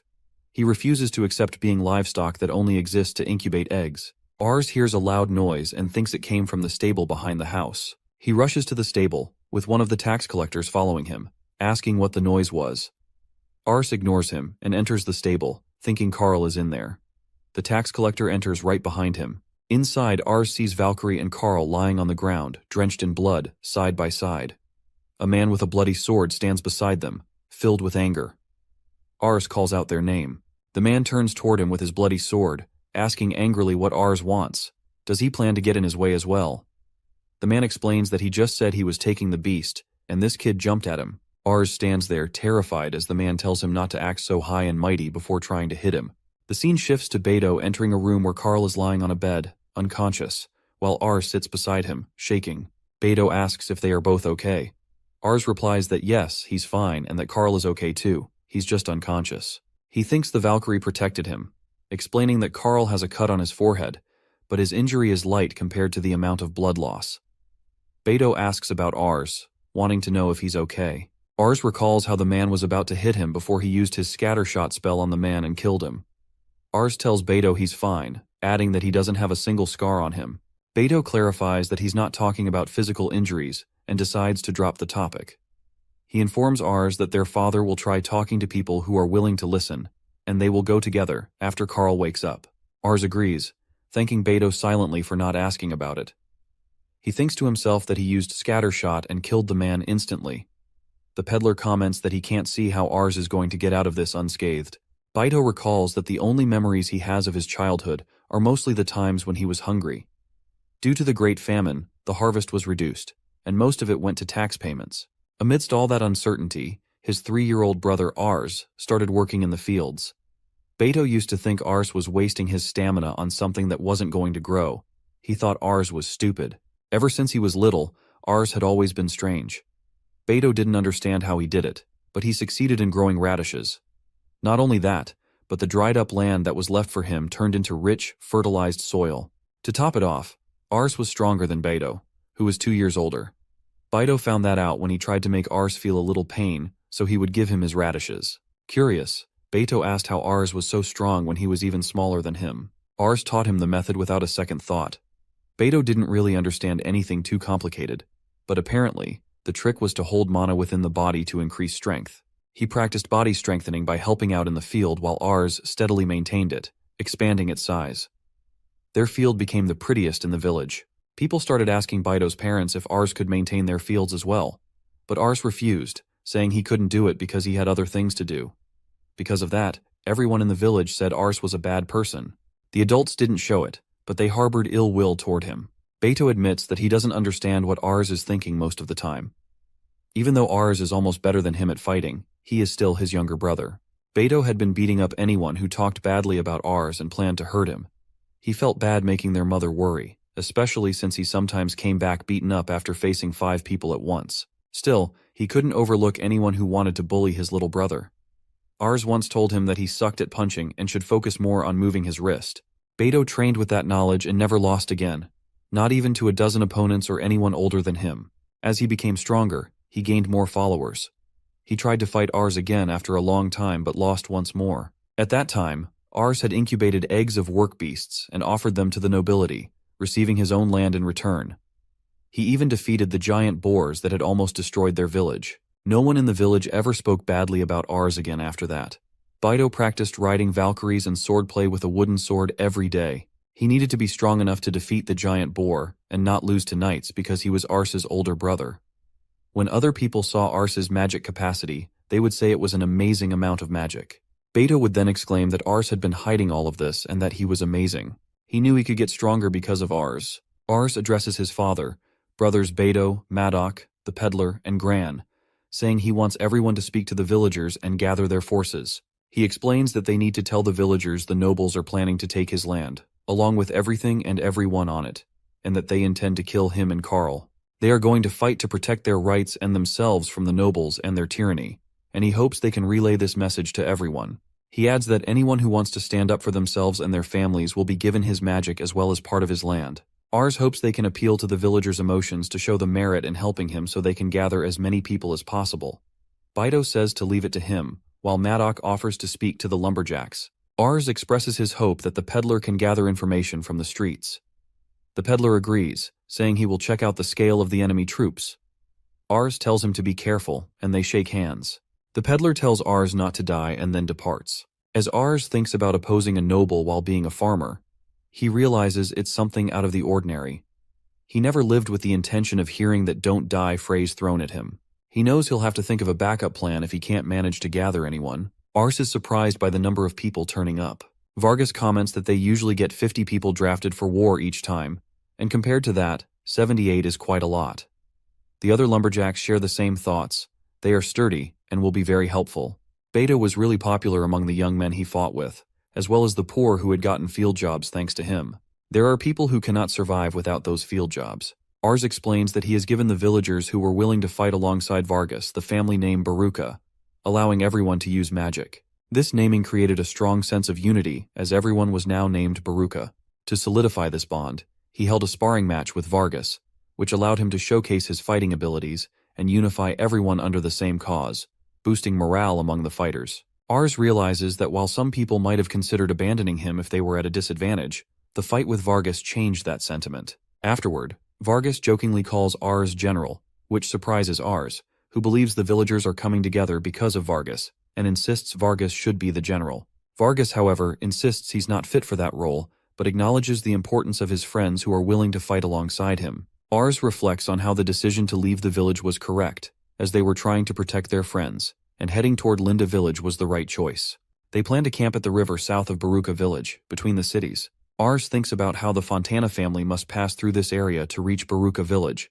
Though the river isn't very wide, it runs deep, with limited crossing points. Ars instructs everyone to spread out and use ground-leveling magic to prepare the camp, as he plans to build hostels on top.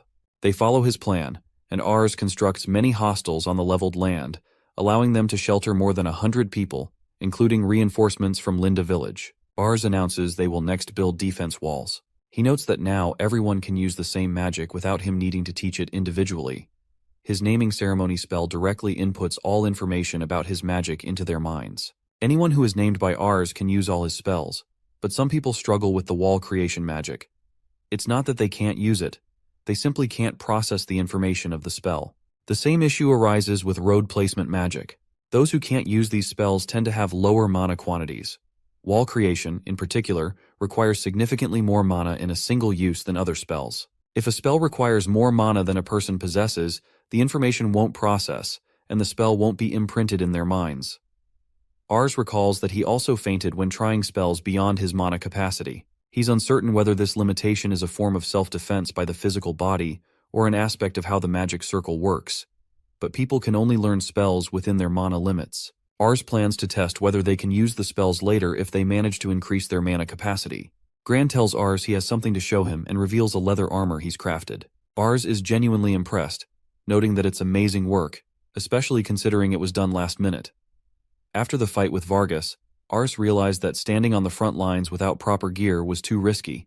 Though he comments that the armor feels a little too light for his taste, he knows he can't afford to be picky on the battlefield. Ars also mentions he has entrusted the Kugakan to people close to him, like his father and Maddox group, as they understand his intentions and can relay instructions to the rest of the villagers. He reflects that he has gathered reliable comrades, fortified their base, and resolved the lack of equipment issues. The peddler returns and informs Ars that the Fontana family has gathered 500 troops. Ars is surprised by the number. The peddler adds that he found out their schedule and route. Ars says only about 50 people are enlisted in Baruka village. To bring 10 times that amount shows the Fontana family may be underestimating Ars, but also sees him as a real threat.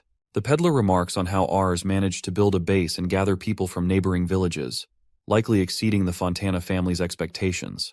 Ars acknowledges that the difference in numbers is significant. He notes that to seize a castle, attackers typically need at least 3 times the number of defenders, and the Fontana family has gone far beyond that. Since they lack reinforcements, they wouldn't be able to withstand a prolonged siege. That's why they need to engage in an open battle instead. Vargas agrees, pointing out that their limited provisions and personnel would make it impossible to win by simply tightening defenses. He believes the Fontana family assumes they're just a ragtag group of farmers. In reality, they're a group capable of using battle magic, and if they can strike before the Fontana family develops a counter-strategy, they might stand a chance. Ars tells everyone they have only one opportunity: they must launch an ambush. He reflects on how terms like open battle and ambush once sounded cool in games, but now feel so much heavier in reality. At that moment, the Valkyrie approaches and affectionately rubs its face against Ars's back, and he explains to the others that the Valkyrie is cheering him on. Ars will live on with everyone else and acquire freedom. Ars, observing the Fontana army's metal-clad soldiers and formations that align with prior intelligence, notes their predictability as an advantage. A representative from the Fontana side, mounted on a hornless Valkyrie, accuses Ars of defying noble authority and harming a tax officer. He declares that if Ars surrenders, the villagers will be spared. Ars's brother urges him to respond before the villagers lose heart. Amplifying his voice with mana, Ars counters with a powerful speech, accusing the Fontana family of plotting to seize Baruka and oppress its residents through unfair taxes and starvation. He declares that Baruka's people will no longer tolerate the nobles' tyranny and urges them to fight for their freedom. Inspired, the villagers charge forward, catching the Fontana soldiers by surprise. Charging ahead with enhanced strength, Ars wields a spear made from hardened brick, sending soldiers flying with each swing. His unexpected power demoralizes the conscripted soldiers, allowing him to break through their lines with ease. Ars drives forward, knowing his true target is the Fontana commander, the key to winning the battle. Beto calls Ars' name from behind, telling him he's charging in too far alone. Ars is aware he's on horseback, but he is still putting too much distance between himself and the Baruka army. He thinks that with physical enhancement and scattershot, their soldiers are of much higher quality than the enemy's. Even as a kid, he can enhance his strength enough to send adults flying. He notices the enemy's magic seems much weaker than he expected, reasoning that it's likely because he's been refining his mana pool since he was a baby by drawing mana from the air and his food, while others rely only on the natural mana within their bodies, which is far weaker. Ars tells Beto and Vargas to come with him, instructing Dad and Maddock to lead the others in pursuit. Their goal is to target the armored group at the center of the enemy's formation. He sees himself, Beto, and Vargas as the main force and pillars of the Baruka army, just as those armored soldiers are likely the pillars of the conscripted enemy troops. He believes that breaking through them would crush the enemy's will to fight, but he doubts scattershot will have much effect on full-plate armor. These armored soldiers also seem to have far more mana than the others, so they're bound to put up a strong defense. Charging towards them, Ars swings his spear at them and then his hand slips, and the spear drops to the ground, leaving him briefly exposed. He quickly pulls out a sword as a fallen soldier yells at his comrades to get back up and not lose to a kid. Ars notes they weren't blown away as easily, though they're still weaker than expected. They have excellent equipment and far more mana than the conscripts, but the quality of their mana is still the same. By contrast, Ars's mana is thick and viscous, which he realizes greatly amplifies his power. Ars tells Beto they could each take out 10 men to make things easier, and Beto grumbles about their crazy general.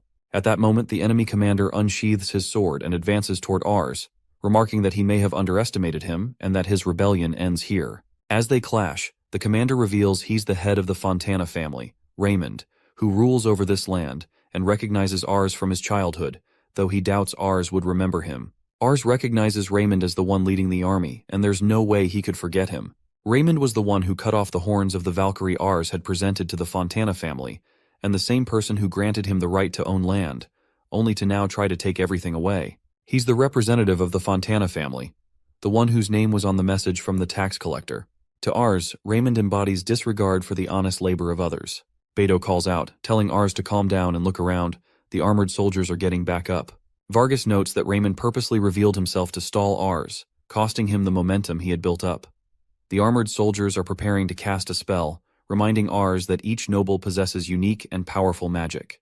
This ability is what grants them the right to rule, allowing them to conscript and grant magic to skilled warriors, though not without risk of betrayal.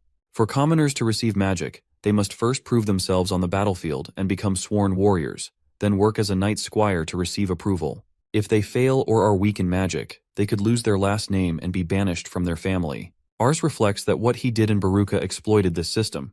His last name, Baruka, symbolizing earth magic, while the Fontana family's magic is based on ice. The Fontana soldiers cast ice lance under Raymond's command, launching their attack. Ars realizes they're surrounded and can't defend alone, so he relies on Beto and Vargas to watch his back. Filling the Kugaken with mana and using physical and sight enhancement, Ars prepares to strike down the incoming spells.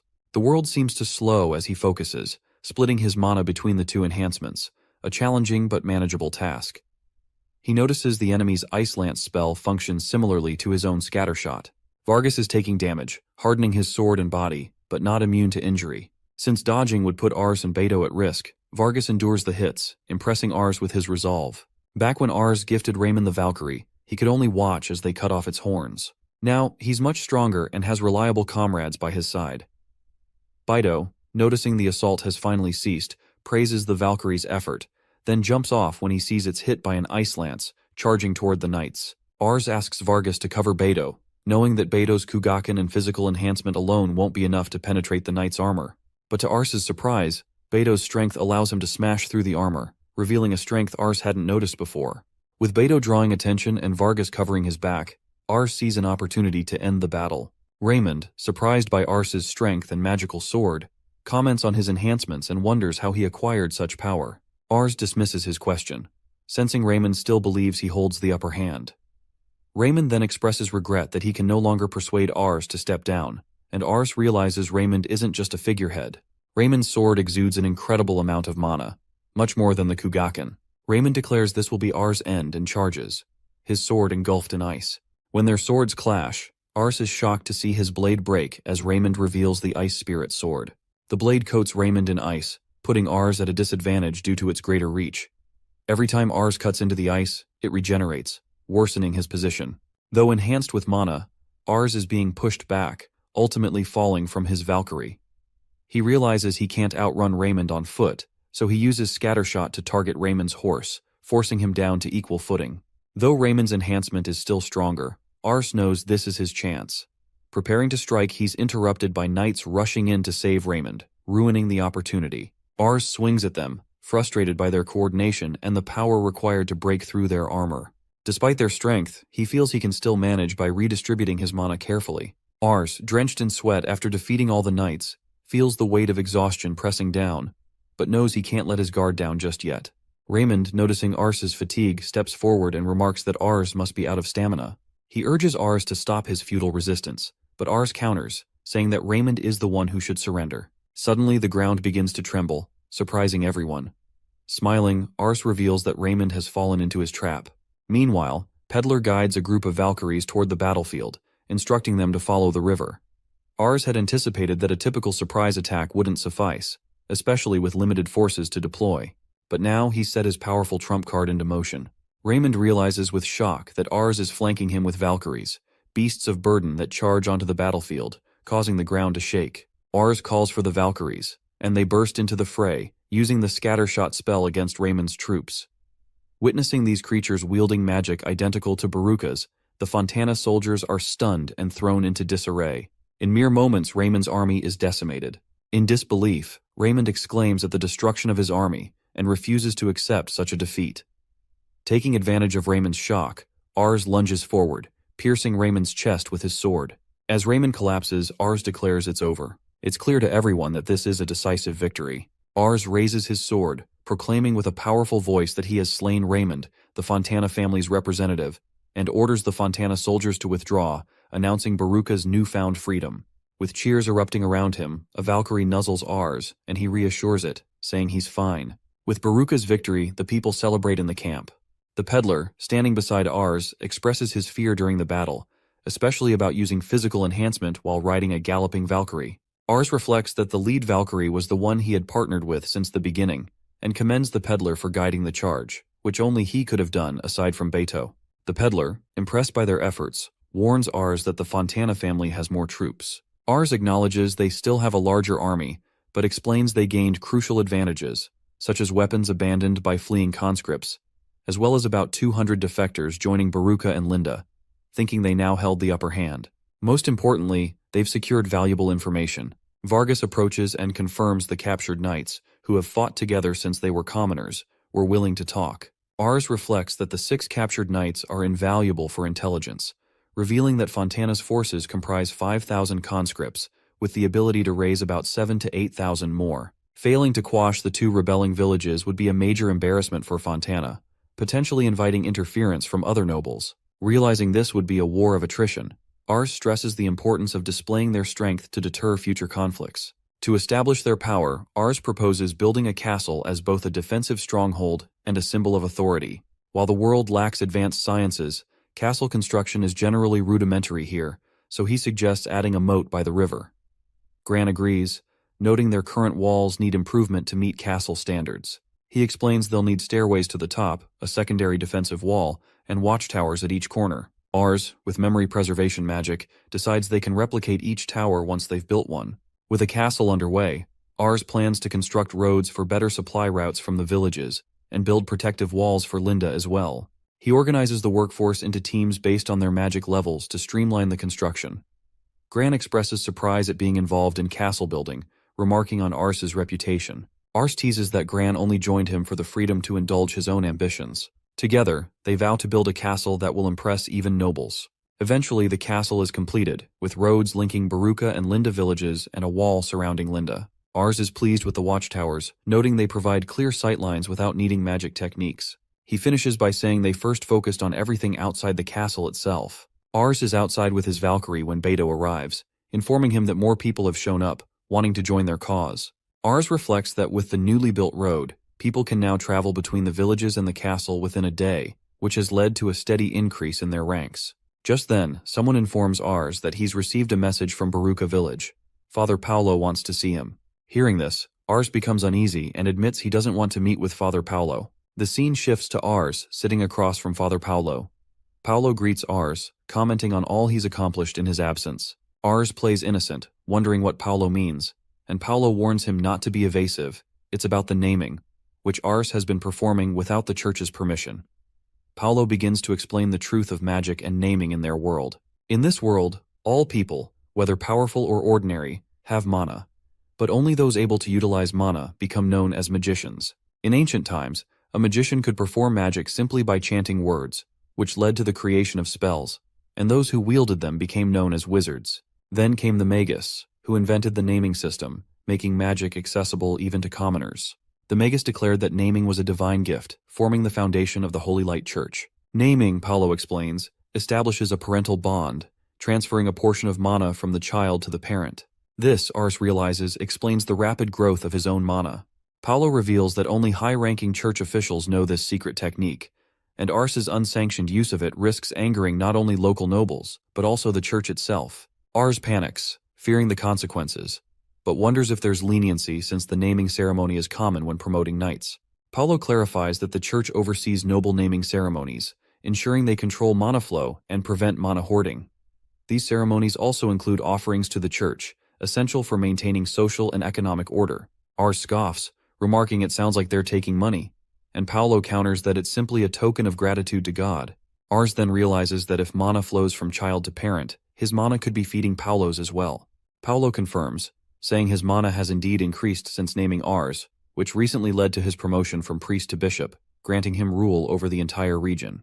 He also gained access to healing magic, which he describes as a divine revelation, feeling as though God himself granted him new abilities. Paulo concludes by proposing that Ars entrust his future to him. Paulo sits with Ars, laying out his current situation. Ars has killed soldiers of the tax collector, incited farmers to rebellion, attacked a neighboring village, fought a major battle against the Fontana army, captured 6 knights, and is illegally occupying land. Ars protests, saying Paulo is making it sound worse than it is. But Paulo adds that he's also misused the church's secret naming ceremony and spread aggressive magic recklessly. Ars considers his position. He has just cause for the war against the Fontanas, but no excuse for unauthorized naming. He wonders if joining the church might help, but Paulo dismisses this, explaining that he'd be expelled immediately for using offensive magic. Paulo continues, pointing out that Ars's main problem is his conflict with the church. However, he offers a solution. Paulo could claim he was the one who named the villagers of Baruka, presenting it as a legitimate act under church authority. Ars is suspicious, wondering why Paulo would help, and Paulo explains. His rank increased thanks to Ars's mana, but he could lose his position if Ars dies. Additionally, Ars's misuse of the naming spell could reflect poorly on the church, so maintaining a good relationship benefits him. Paulo hints that small inaccuracies in church reports are not uncommon. Still, he cautions that they can't simply ignore Ars's actions. They've been too public, and Ars needs to give alms. Ars realizes that nobles usually offer almsgiving when naming others, and that Paolo needs compensation to support the story. Ars reluctantly agrees to pay, shocked when he sees the amount Paolo demands, which would consume nearly